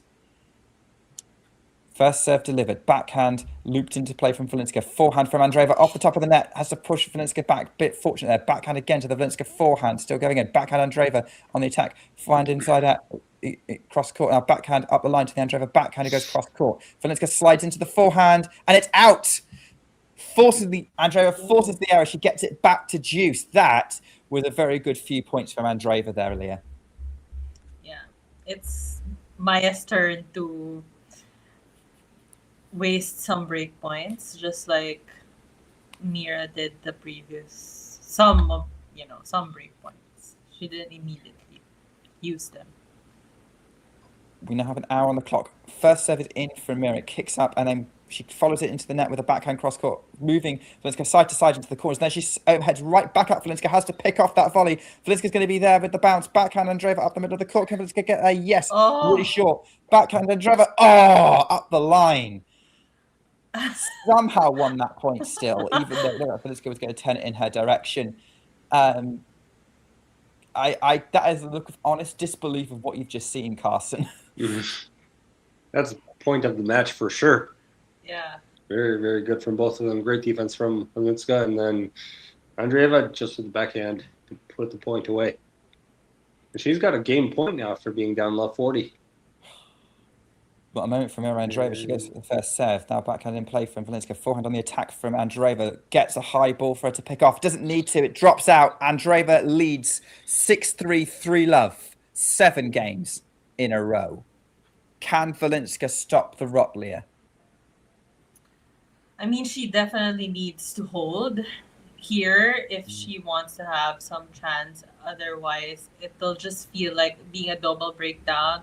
It just feels like too big of a hole to get out of, right? Yeah. What do you think, Carson? This next service game is very important, and that's an easy thing to say for us to say when it's like 3-love already in the set, but you're just not going to have that many opportunities against these top players. So she probably needs to get a little more aggressive, which I think she's been trying to do, and just like up the risk profile a little bit, because Mirra has her base game figured out at this point in the match. So needs to try to introduce something a little bit different. Maybe can be a little more aggressive with backhands, trying to go cross court and then opening up easier shots for herself. I'm not sure, but she is running out of time here. She is definitely running out of time. It's like, I think that kind of answers our question from Ghosty, saying there's a chance Chwalińska might get a bagel potentially. Yeah. Welcome everybody who may be coming over and watching us whilst they wait for the Alex Ayala match in Birmingham to restart. She's 1 game away from winning the match. She's 5-2 up in the third against Rebecca Masarova. And Chwalińska is now stepping out to try and rest to stop this Andreeva momentum. 3-love in the second set. Forehand looped from Chwalińska. Andreeva seems to be getting used to it, keeps it really short. Chwalińska comes to the net to go on the attack and is passed by Andreeva with an epic backhand cross court. Love 15. Really good. Really, really good passing shot there, Carson. That was very good. Not much of a hole there for her to get that ball into, but she places it very well. And yeah, stats on screen is saying that she's won 29 of the last 40 points now, which is ridiculous. Yeah, it does feel like she's just getting a tighter and tighter grip on this match. She goes backhand with the return. Now forehand up the line to the Chwalińska forehand. Goes cross court. Backhand. Andreeva is a winner up the line. That backhand up the line is the money shot for Mirra Andreeva, Leah. Yeah, her backhand is so good. Either side, like cross court or down the line. And it's the graphic is saying she's had 9 backhand winners so far this match versus 2 from Maja. Yeah, the backhand is the stronger side, probably for both players, but Mirra's special as we go cross court to the slice of Chwalińska out there. Backhand cross court from Andreeva. Chwalińska goes up the line. Cross court. Andreeva is kind of mid court at the moment. Drops back to take on the forehand up the line. She can go up the line with both wings. Love 40. Wow. She's like in flow now, I think. Yeah. That is probably the most flow I've ever seen, Andreeva. 20 winners to Chwalińska's 10. Love 40. Chwalińska goes for the first 7, just misses it. Second serve for the pole. To avoid going a double breakdown, she's got to do the same thing as Andreeva did the last service game and save 3 break points.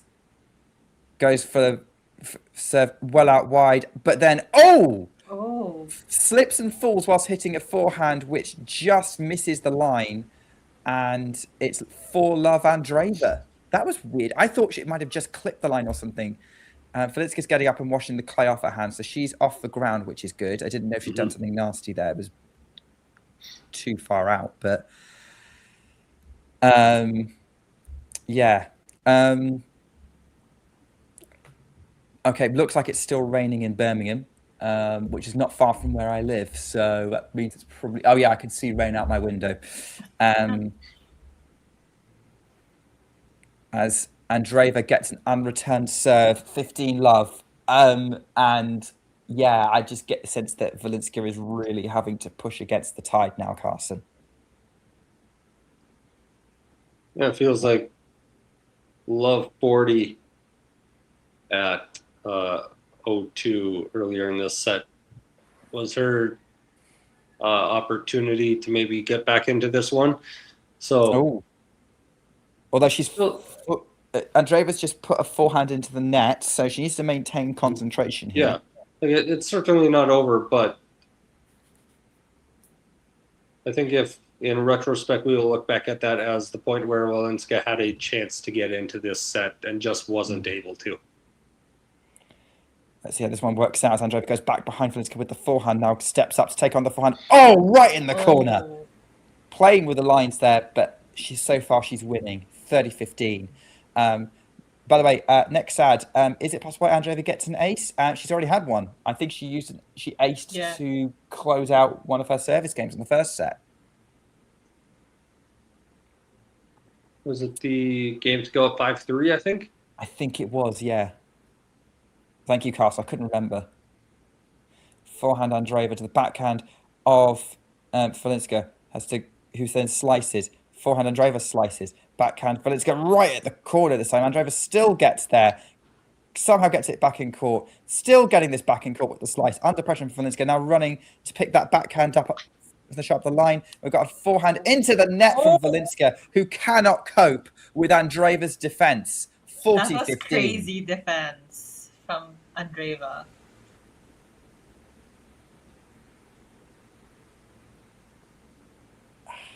Wow. I mean, that was what Chwalińska was doing to her at the start of the match.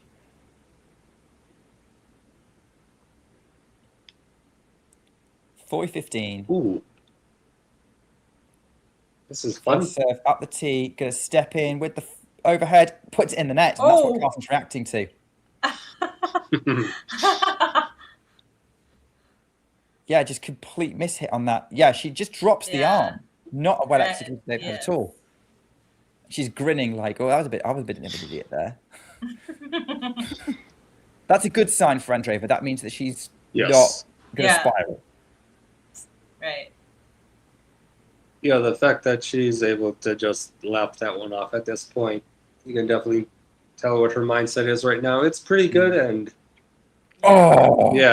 says that backhand. After this point, backhand good. Show a little shot of the trophy that likely she's going to be holding up in the next few minutes, unless something absolutely wild happens here. Yeah, I mean, look, what was we've seen Yannick Sinner lose from 2 sets and 5-1 up. We've seen Arina Sabalenka lose from a set and 5-3. 5-3, yeah.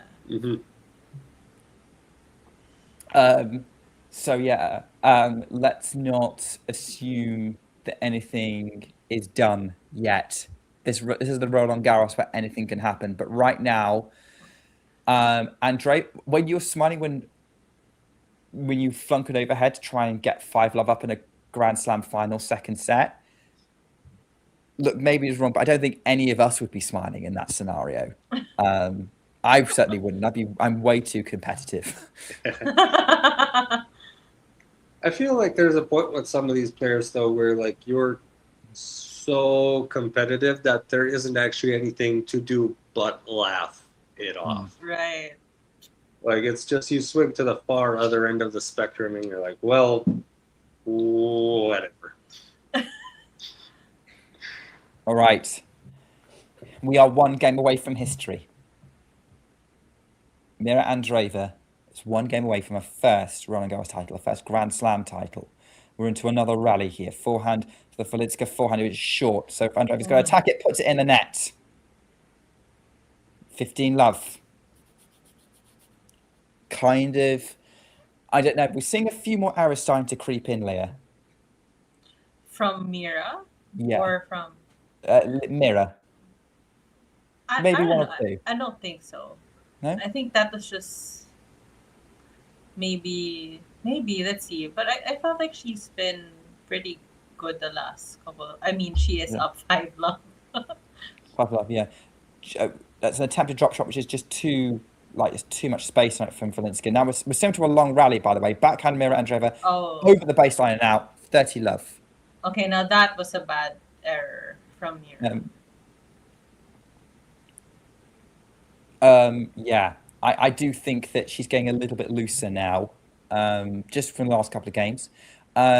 Marcus, Mirra is going to go up to number 6 in the rankings, but she can't go any further up. But she's going to be ahead of Coco Gauff. She's going to drop. That's crazy to think about. Yeah, Coco Gauff's going to be number 7 now. As Andreeva goes along with that backhand, 40-love. Chwalińska is currently, if the team's going, she's going to finish the French Open at 21 in the world, climbing almost 100 places. And she'll get to play qualifying for Wimbledon. Yay! Probably, yeah. I think if she won this, if Chwalińska wins, Wimbledon have to offer her a wild card, but she shanks that forehand as we're saying that, so don't tell the organisers about that. 40-15. So you think if she doesn't win, she doesn't get a wild card? I don't think so, no. I think Wimbledon will spend all their wild cards on Brits, or as many Brits as they can, and then they'll look around for others. But Wimbledon generally just try and fill it all with Brits. Forehand up the line from Andreeva, putting Chwalińska under pressure, and then goes again for the forehand to keep her under pressure. She's got a high ball to deal with, but Chwalińska's gone long. It's 40-30.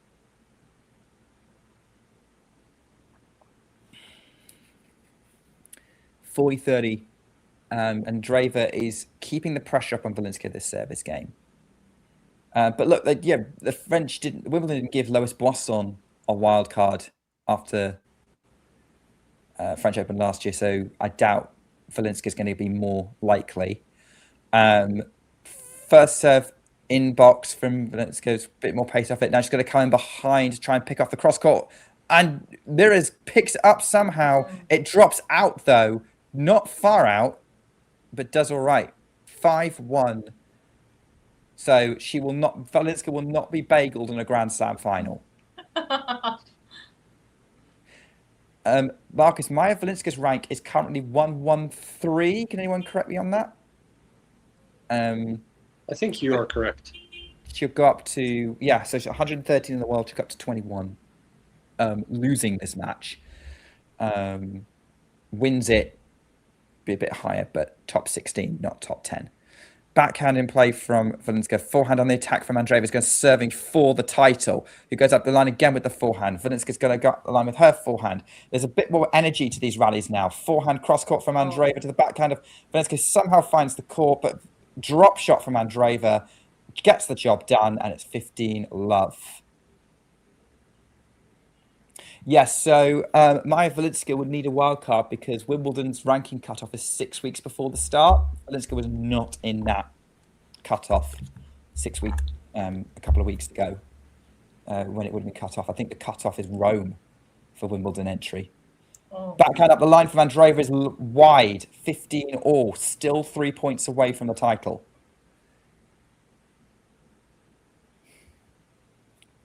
And I think I've just got to reset because this has been such a strange rush of momentum here. Like, she goes 5-love up, having won 4 games. She's won 9 games in a row. Backhand from Chwalińska is wide, 30-15, 2 points away. And umpire's down. In. Oh, it's called good. Replay the point. Yes.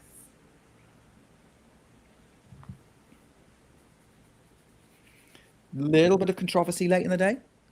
Spice things up. 15 all.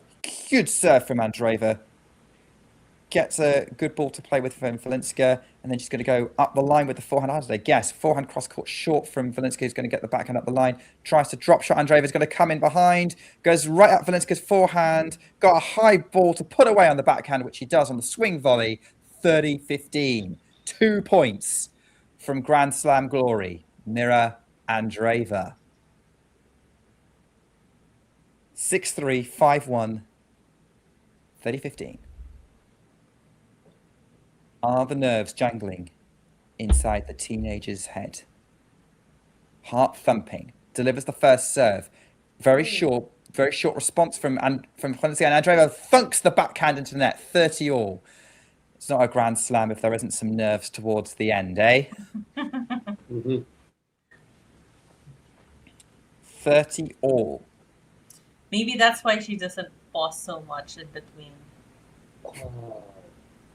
First serve, Chwalińska in play. Forehand Andreeva up the line. Chwalińska scoops it into play. Backhand Andreeva right at the line. Goes forehand. Oh, she's missed it. Overplayed it. 30-40. And it's break point for Chwalińska to extend this final. To extend this women's singles event. Are there nerves coming in for Mirra Andreeva? Really affecting things now. First serve. Kicks it out into Chwalińska's forehand. Now she's going backhand up the line. Goes in behind. Doesn't need to worry about the passing shot from Chwalińska. It's wide deuce. I love some of these shots that they are showing on Mirra's box right now. Her mom is just like frozen in place. Like not moving at all. I'm not surprised. She's more nervous than her daughter is. But most parents are, I think, watching. Remember Yannick Sinner last year? Yeah, Yannick Sinner's mom was like dying. Well, it's like Coco Gauff's dad like can't even be in the stadium when she's playing. Yeah, he's just too nervous. It puts her off. Forehand into the net from Andreeva. It's another break point for Chwalińska. She's really not. Andreeva's really not being clinical with this at the moment. Yeah. First serve in play. Chwalińska loops it in. Forehand cross court. Andreeva's well out of court. It is 5-2, and this final's continuing, Carson. It is. Definitely. Look, I'm not necessarily surprised that she's going to have to serve twice for it, but this is why you build a double break. Like your first time serving for a Grand Slam title. You don't think that you think Maja might hold this game then? I think she could hold this game. Yeah. Oh, she'd be the favourite too, based on the fact of her serve, but I wouldn't be surprised if Mirra decides to just absolutely go for it. Yeah, I wouldn't be shocked either. What do you think, Leah? Yeah, I think Mirra might just go for it. Anyway, she has one more chance to serve for the match, right? So if she swings freely to return, it doesn't really change anything much. I mean, it gives her more of a chance. Like I think that's what she didn't do in her service game. Like she didn't commit to the level that she was when she was going up 5-love. Which makes sense. It is serving for a Grand Slam. Yeah, this is big. This is big, and can't criticize anyone for how they're handling it because it is the biggest moment of anyone's career to win the first one, let alone any. But the first one is the moment that matters. So, Maja Chwalińska serving to try and extend again this match. She served at love 5. She got it. Now she's serving at 2-5, but the wind is now blowing clay in her face again. Second serve.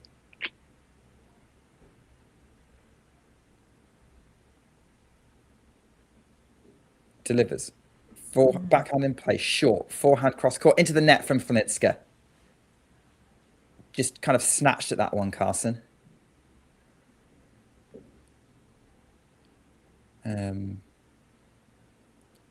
Love 15, 3 points away. 3 points again from the Grand Slam for Mirra Andreeva. She looks locked in. That change of ends is probably going to help her would have helped her with the reset. She's got a second serve to deal with now. Again, Chwalińska not great on the first serve. Again, is the wind bothering her? Oh, this is very good. Backhand from Andreeva cross court. Chwalińska cross court. Andreeva goes up the line. Too good. Love 30. Now she's 2 points away again. Is she going to find it easier to return for the championship than to serve for it? First serve percentage, I said Andreeva so much better this set than the first. Chwalińska not playing that much better than the first set, and she was still playing pretty well in the first set.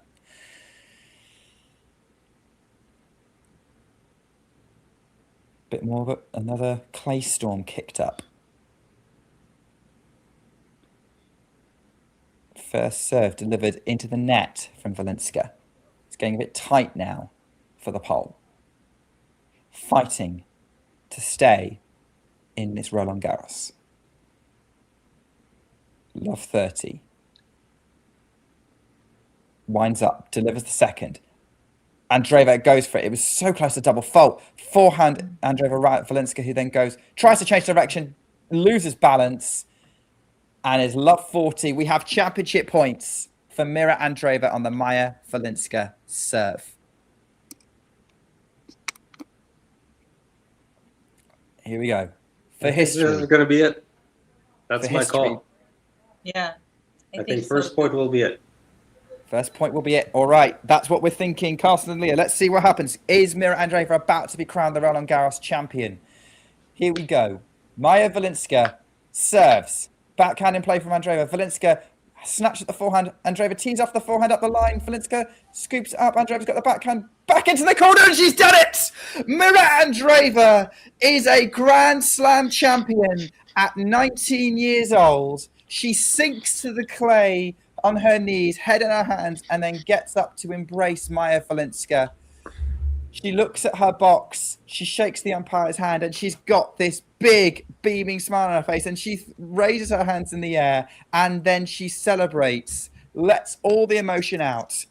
We thought it was possible when Mirra Andreeva burst onto the scene as a 15-year-old in Madrid, beating Leila Fernandez and Beatriz Haddad-Maia. And then as a 15, 16-year-old pushing her way to the fourth round of Wimbledon. I think she also made the third or fourth round of Roland Garros that year. She beat Azarenka. She almost beat Keys at Wimbledon. And from that moment, we thought she might be about to win a Grand Slam. And she's running to the tunnel to go and celebrate with her box. This felt inevitable for Andreeva's career. And as the match went on, it became more and more inevitable as we see Maja Chwalińska drinking and commiserating with herself. Mirra's celebrating with her box. Carson, what is your initial reaction to this moment of Mirra Andreeva winning Roland Garros 2026? This is so cool, just seeing the embrace that she and her mom are having right now. Good moment for them. Yeah, I mean, that's one of the closest teams of anyone on the WTA tour, right up there with like Sabalenka's team. So, yeah, I think like thoughts on her winning the title, like obviously, as you said, we've in a way kind of felt like this was coming for a few years now. Like it's kind of more of a matter of when than if with her. So she's finally reached the mountaintop here in Roland Garros. Yeah, really special moment, and yeah, first Grand Slam title. Probably not the last. I don't think that's too bold of a prediction, but we'll see what happens. And Leah, what a performance she put in to win that first Grand Slam title. Once a tricky start, but once she took control, she just didn't look back as she's celebrating with her dog. Yeah, I mean, obviously it was a push and pull the first few games when they were still both settling down. But once she held, I think how many games in a row? Like 7 or 8. I mean, she did wobble serving for the championship, but that is to be expected. That is, we won't fault her for that. But all in all, she handled the moment well. I think that was the big question mark for her, like how she would handle this occasion, and she did it so well. Like she didn't falter and she didn't spiral, and she just took it like, especially when she was up a set already, she was more confident in her game. She really was going after the points.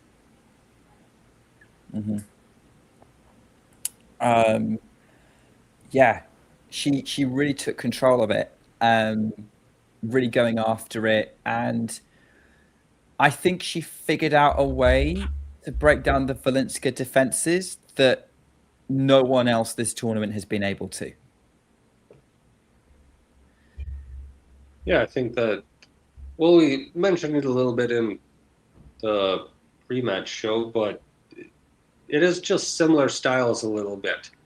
In a way, like you're fighting fire with fire. And it's one of the situations, one player's a little bit better at everything than the other one when the styles are similar like that. So Chwalińska is going to have to come up with something pretty special to win this match. The first few games had some promise, some very well-timed drop shots, but it just felt like there was a moment in the middle of the first set where Andreeva was able to just sense the patterns a little bit easier. And from there, she kind of just ran away with it.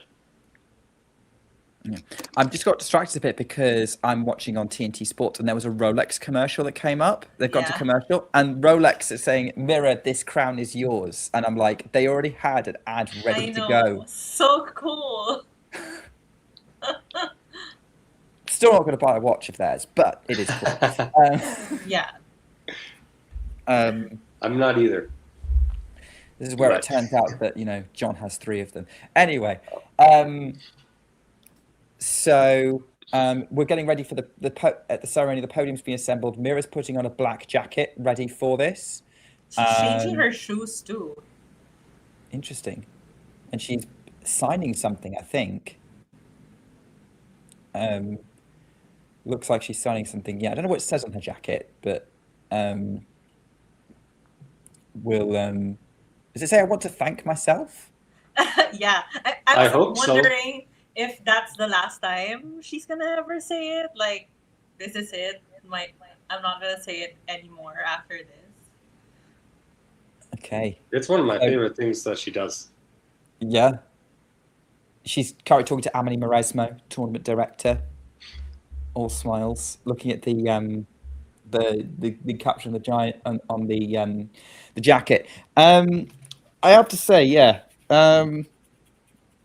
going beyond the final, Mirra Andreeva winning this tournament, only dropping the 1 set, for that to be your first Grand Slam. I mean, it's very rare to win first Grand Slams without dropping any sets, but to only drop the 1 and that being in round 2.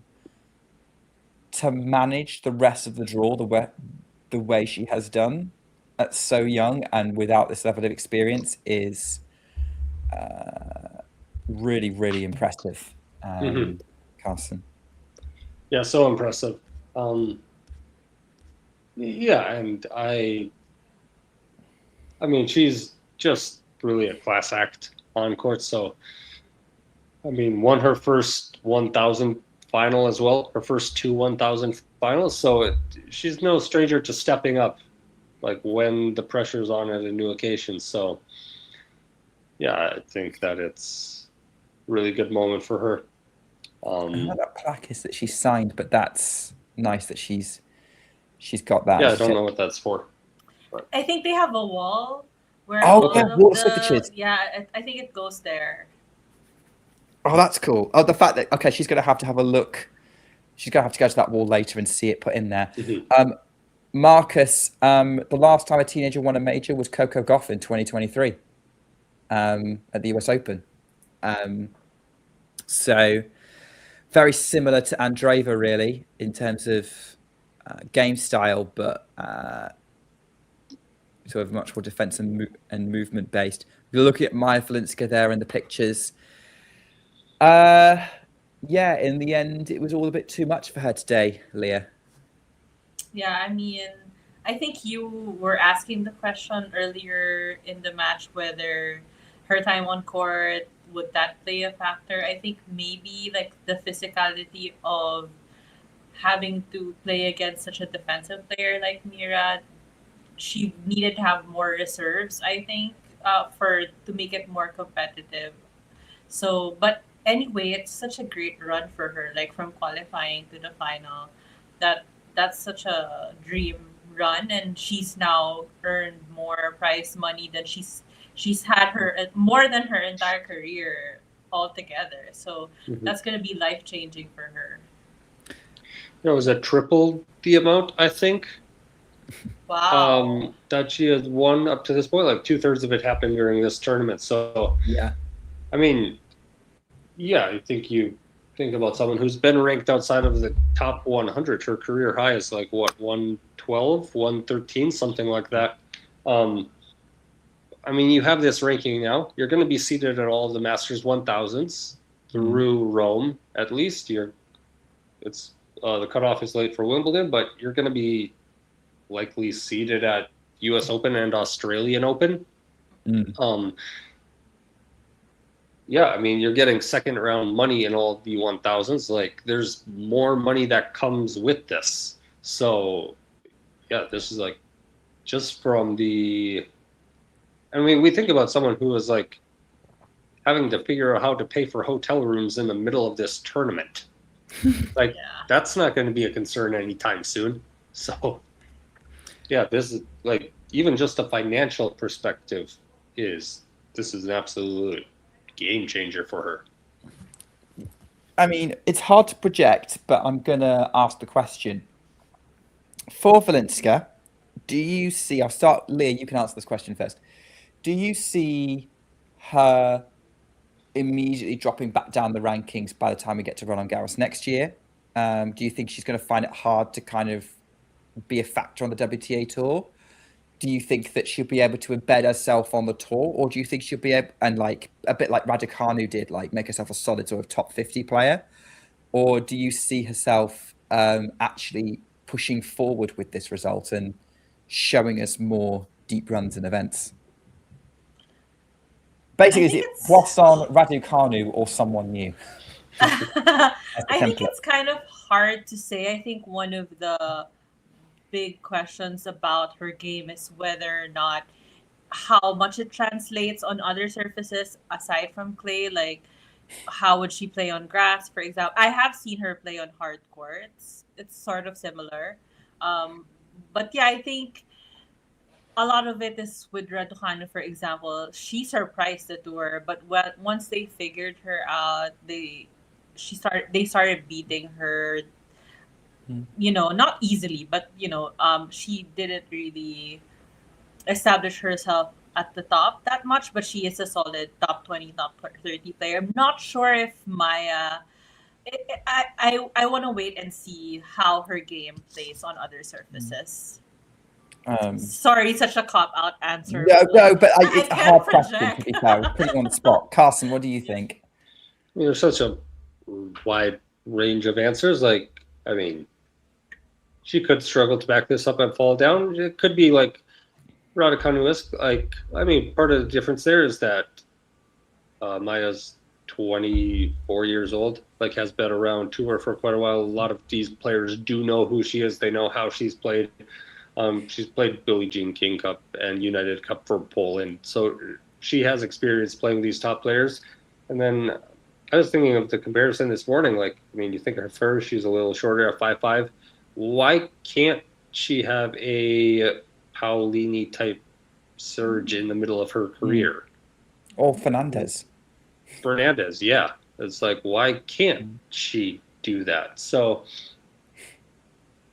yeah, I think like there's a lot of different things that could happen, but I don't really know exactly what the smart prediction is with it. But I mean, we're not here to make smart predictions. Yeah, I mean, certainly she's proving that she's good enough to be at least top 50. Yeah. Right? Like, absolutely. Yeah, for sure. I guess it's like, there's too many, there's a lot of like, this run could be compared to Lois Boisson, it could be compared to Alja. I think that Chwalińska's going to do her own thing. A lot of her game actually reminds me a lot of Vondrousova in a lot of ways, and Vondrousova's found a way to keep grinding and keep herself relevant.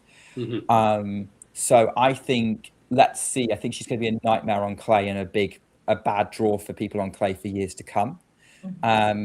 For those wondering what's going on, we're waiting for the trophies to happen. We're seeing on the big screen Mary Pierce being shown because from her victory in 26 years ago, the last French woman to win Roland Garros in singles, and she will be presenting the trophy to Mirra Andreeva. So this is going to be an interesting moment. Mirra Andreeva, following in the footsteps of other Russian-born players, Anastasia Miskina, Svetlana Kuznetsova, and Maria Sharapova in winning this title. We've got the umpire receiving his award. I don't know what's going on with the juniors. I've kind of missed it. Luis Miguel did win the boys title in straight sets. So he's the ITF number 4.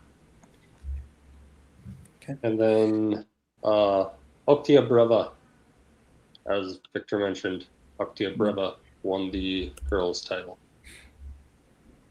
Maja Chwalińska is coming to receive her runners-up plate from the head of the French Tennis Federation, gets a embrace from Mary Pierce. Everyone's having to bend down to hug her.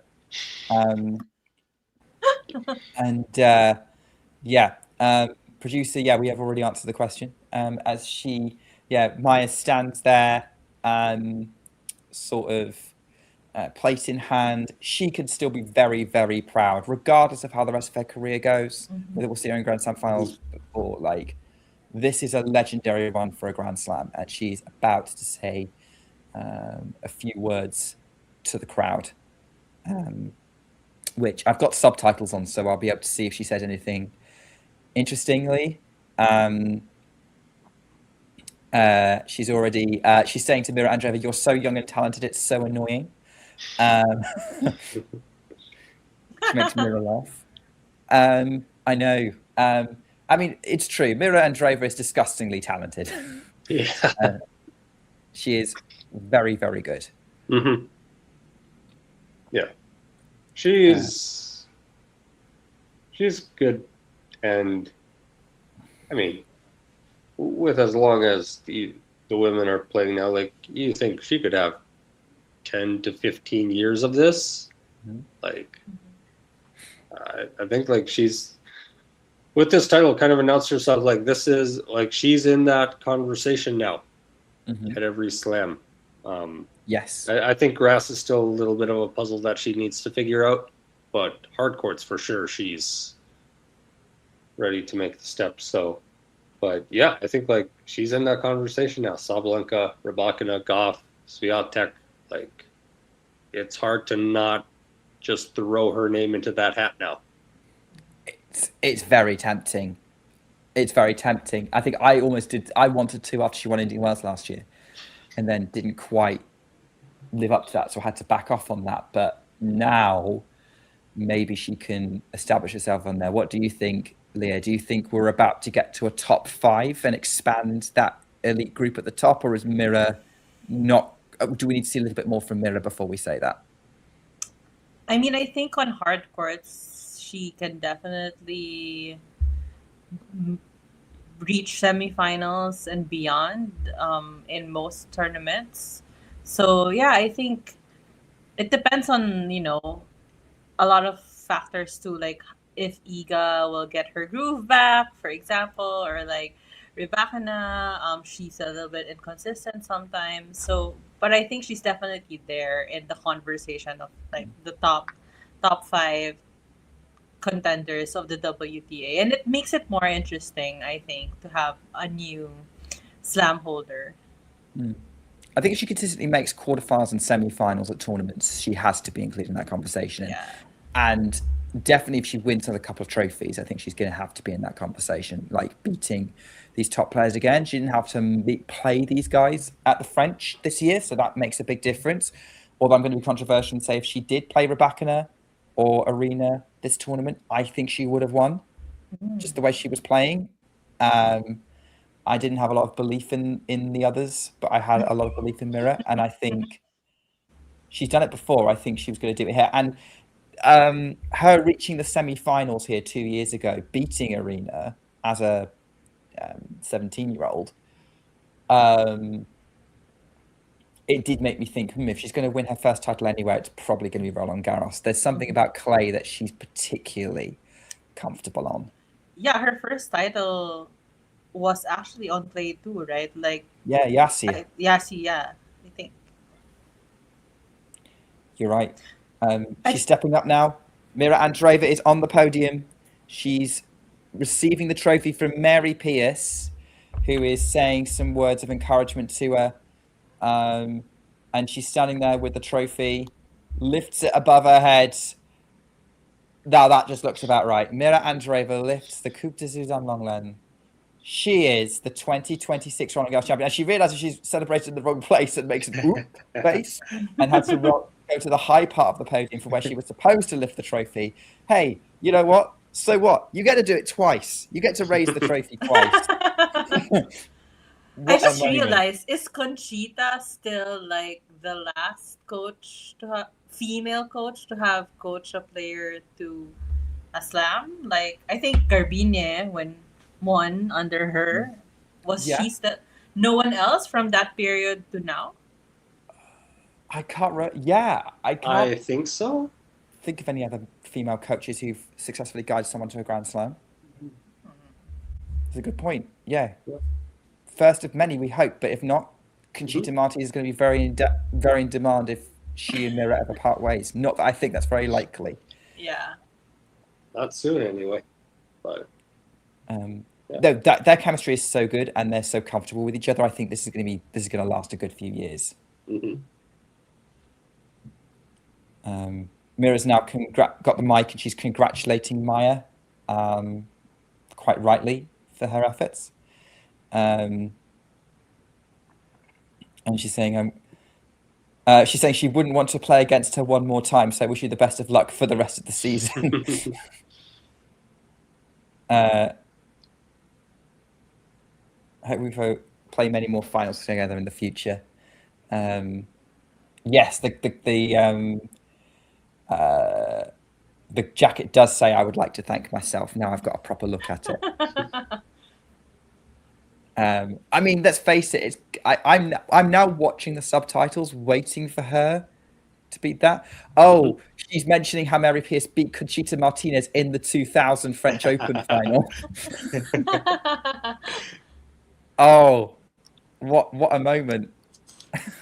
Yeah, Conchita Martinez pretty much won everything on clay except the French Open. It was always kind of locked down by Graf and Sanchez Vicario. And she never really got a good look at it until she got to the final in 2000. And then, of course, that's the year where Mary Pierce goes on that dream run. Yep. So, winning it for both of them, maybe, Mirra Andreeva. She's now thanking all the officials at the moment. Yeah, so champion speech, maybe first of many, we'll see. I don't think we're doing a national anthem this tournament. Usually that is tradition with the French Open, but technically they're not acknowledging Mirra's nationality right now. Yeah. So there probably won't be anything. We will hear that That national anthem? No. Yes, that specific one.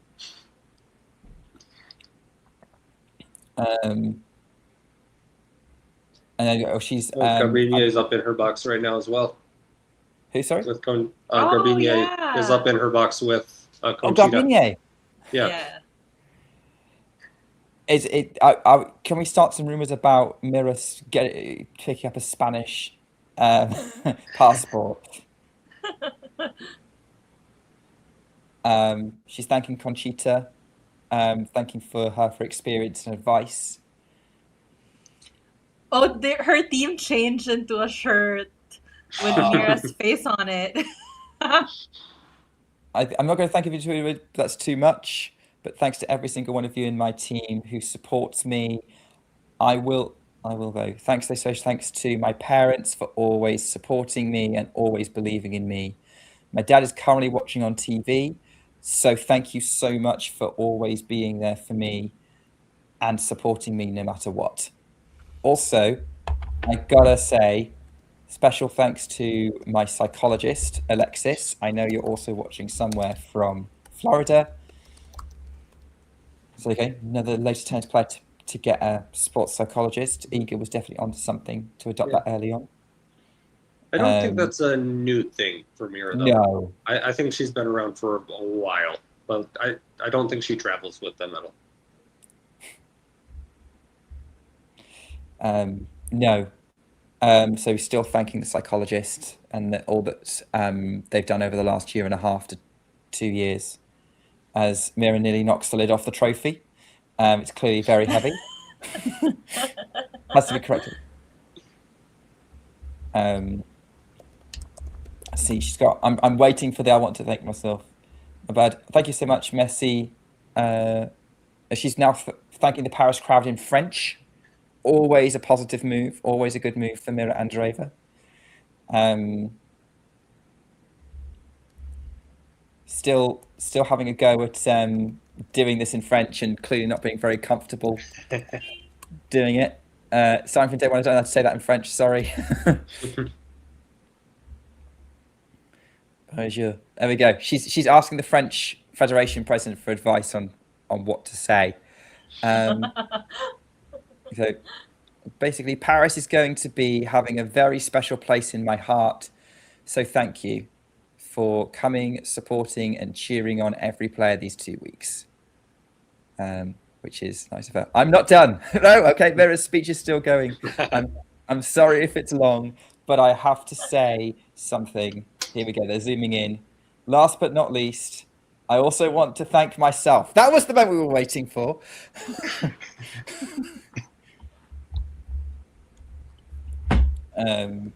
Yeah, I want to thank myself for believing in myself, always giving my 100%, even when it's tough, trying every day to be better as a person and as a player, believing that I can do this, fighting so many demons inside of me. Only I know how tough it was for me and how nervous I was throughout these 2 weeks. So also thanks to myself for working so hard and giving my best. Love it. Taking ownership, Mirra. Inspiration, icon. Oh, she's doing one more thing now.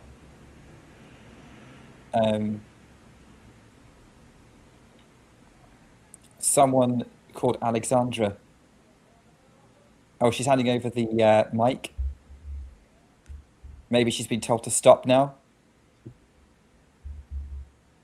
Yeah, no, she's handed over the mic to the French president, and now they're doing photos. So, thanks for the interlude. This is going to be interesting when you watch our reaction back on the separate video.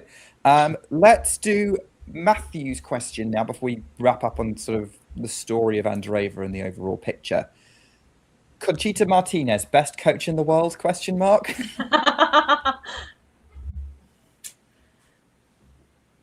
Who wants to have a go at that? I mean, certainly she's in the elite category with Anton Dubrow, who's up there for sure. Darren Cahill.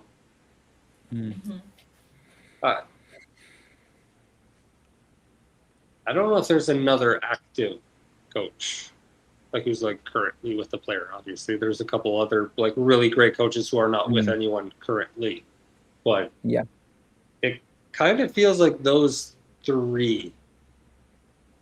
Yeah. In whatever order you want to put them in, are the best in the world. Yeah, I think I'd have to agree with that. I mean, some people might say win for set, given how many Grand Slam people he's coached, but he always seems to coach them to one slam win and then it goes all horribly wrong. So, I mean, Viktorovsky also. Yeah. He did coach Iga to 4. Was that 4? Yeah, 4 slams. Yeah, but I think with Conchita's, I guess we've seen that it can be repeated with multiple players. Like, I don't know if Dubrov coached someone before Sabalenka. I'm not sure actually. I mean, it's hard to say best. You know. Yeah, it needs to be multiple players we see it with, I think, to kind of justify it. So I guess we'll see. But yeah, all right. Let's talk about Mirra Andreeva. She's holding that French Open trophy, and you know what is going to come. This could be the start of her being part of the Elite 5 on the tour. We will have to see how the rest of the year pans out. I do want to say we're going back to surfaces. I don't think she has that much to figure out on grass. She nearly beat Madison Keys as a 16-year-old on that surface and nearly got to a quarterfinal on debut. And then she lost to Bencic last year in a match that she found very frustrating. We'll be done in the next 10 minutes or so, I'd say. Just want to finish this conversation. But I think that for me is like, I don't think she's got that much of a step to make on grass. But let's have a look. So Mirra Andreeva, come to you first, Carson.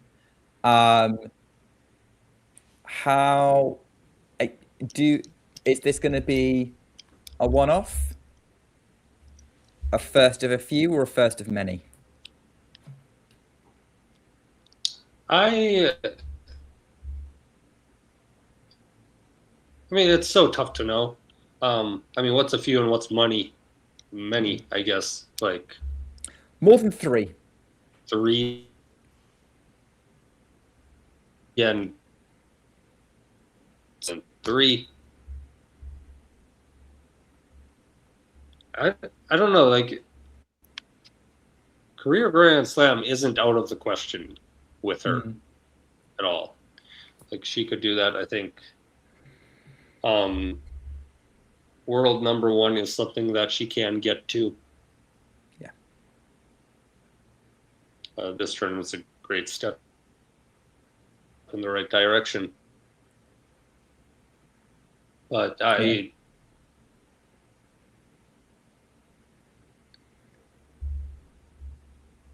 lost. You think of like other prodigies that have come through, like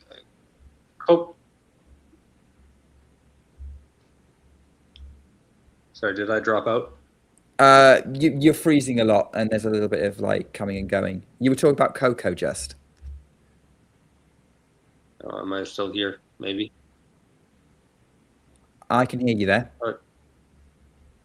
She's like another player who's kind of timelines. So I think my computer is freezing. I might need to hop out here. I don't know what's going on, but okay. Coco's someone who kind of like hit timelines like when we expected, but there are other players who came up later, realized potential later. Sabalenka, who was like someone that we expected to break through for a long time, and just took her a little bit of time. Marta Kostyuk, another player who just won her first 1,000. Like, we've known her on the professional tour since, was she 15 when she won her first Grand Slam main draw match? Remember that. Like, yeah, so, I mean, she's 24, I think, 23 maybe. But sometimes it just takes players a long time, and with Andreeva, it hasn't. Like, she's just, like, hitting these milestones in a time that, I mean, we kind of have the high expectations for her to hit, and she's doing it. So, okay, Leah, I'm going to bring you on this same question and Andreeva's prospects. I don't think it's just gonna be one for sure. I mean, she is just 18. Is it 18 or 19? I 19. think 19. Yeah, I mean, she has a lot of time to stay on top and have more chances. Obviously, nothing is guaranteed, right? But like with her talent, with her game, with her, and we've seen how much she's progressed throughout the years, especially mentally, and that shows that she is very committed to improving. She's very committed to having like what the mindset she needs to have to win. So I do think it's not going to be a surprise if she becomes a multiple slam winner, like 3 4 maybe. Yeah, as Carson said, a career slam is not out of the picture. I think that's definitely a possibility for her, but I hope she doesn't feel like she needs to hit these milestones like soon after another. Like she does have a lot of time if she keeps herself healthy. She's climbed to the peak of tennis. The last thing to really tick off is world number one now. Like, I know that a lot of people want to win multiple slams and be in contention, and yes, she will want to win every slam that she plays, but I don't think it's going to come under as much pressure now she's won one. Like, that's the most important thing, is that, like, and she's going to want to be in the mix. And look, we don't know how much longer. Like, Arena is into her late 20s now. So is Elena. We've got a handful of years with them at their best left. Iga and Coco are going to be around for a long time. Plus, we've got Mirra's generation joining us with Victoria Mboko and Iva Jovic, which is going to make it very, very competitive for her. That being said, we've seen plenty of competitive eras in women's tennis, and people still pick up a slam a year or every other year. I think I agree with you guys that she will win multiple. She'll win at least 3. And then after that, who knows? But I don't think she's going to be trying to put herself to be pressure to be a multiple slam champion, but she is going to want to continue to stay at the top of the mountain with these group of players. And she's got the talent too and the ability. I think we've witnessed a big moment for Mirra Andreeva, and it's going to be interesting to see sort of what else happens going forward. She next plays in Berlin. That's the next tournament that she's entered. The only top 10 player not playing in Berlin is Iga Swiatek. So that's going to be fun. So that's when we'll next see her on court, and we'll see how she adjusts the grasp with the rest of the top 10 and what this momentum does. We're coming to the end of the show. I have to say, though, Carson, I'm going to ask you to give your final thoughts on the match in addition to answering the question, so feel free to pivot the conversation. But to me, I think now next year's Roland Garros is going to be absolutely fascinating, because suddenly we've got 3 young champions fighting to get multiple Roland Garroses. Iga, Coco, and Mirra. That excites me. I hope that excites you. It's exciting. You think about all the players that want to win it and haven't yet. Sabalenka, Rybakina, Muhova, I think is certainly in that conversation. You think of the other up-and-coming players, Mboko, Jovic, who, I mean, the North Americans, certainly they've got a little more work to do to advance on clay. We just don't have clay courts over here. So there's like no training on that. Like going to Europe for the first time is, for a lot of players, their first experience on there. But there's so many players, I think, and like as Iga has kind of taken a step back the last couple of years, there's so many players that I think feel like they have an opportunity to win on this surface. Look at Madrid and Rome this year. Kostyuk and Svitolina. And Svitolina has won Rome a handful of times now, but it just feels more open on clay, especially, than it has, almost like kind of how grass feels. Oh yeah, no, I can see that. Probably not as crazy as grass is, but definitely, I think you see the top players more coming into their own and more even in their odds than maybe on hard court, on clay, and that's what makes Roland Garros one of the best slams in the world, and often where we see the women at their best. All right, Leah, final thoughts on this match and this Roland Garros from you. Just the women's side. Yeah, just the women's. We've got the men's to finish still. The women's Okay, isn't done yet. That's yeah. tomorrow. That's true. I mean, definitely lots of stories that happened with the women's side. Like, I agree with you. Next year is going to be super interesting and super exciting with multiple people trying to win it or win it again. And it feels more open now versus when Iga was dominating the clay and just winning everything. So yeah, I think this is a fun new. It feels like a new chapter in the WTA of sorts. Like it used to be the maybe Elena, Iga, and Sabalenka before, and then Coco, and now there's Mirra, and I think it just gets more fun and more variety of more different people to follow. I think that's always good for the sport. Every Grand Slam seems to write a new chapter in the WTA, but this one feels, like This one feels more feels significant. Yeah. Something actually happened in this chapter. All right, what a way to close out. Thank you, Leah. Thank you, Carson.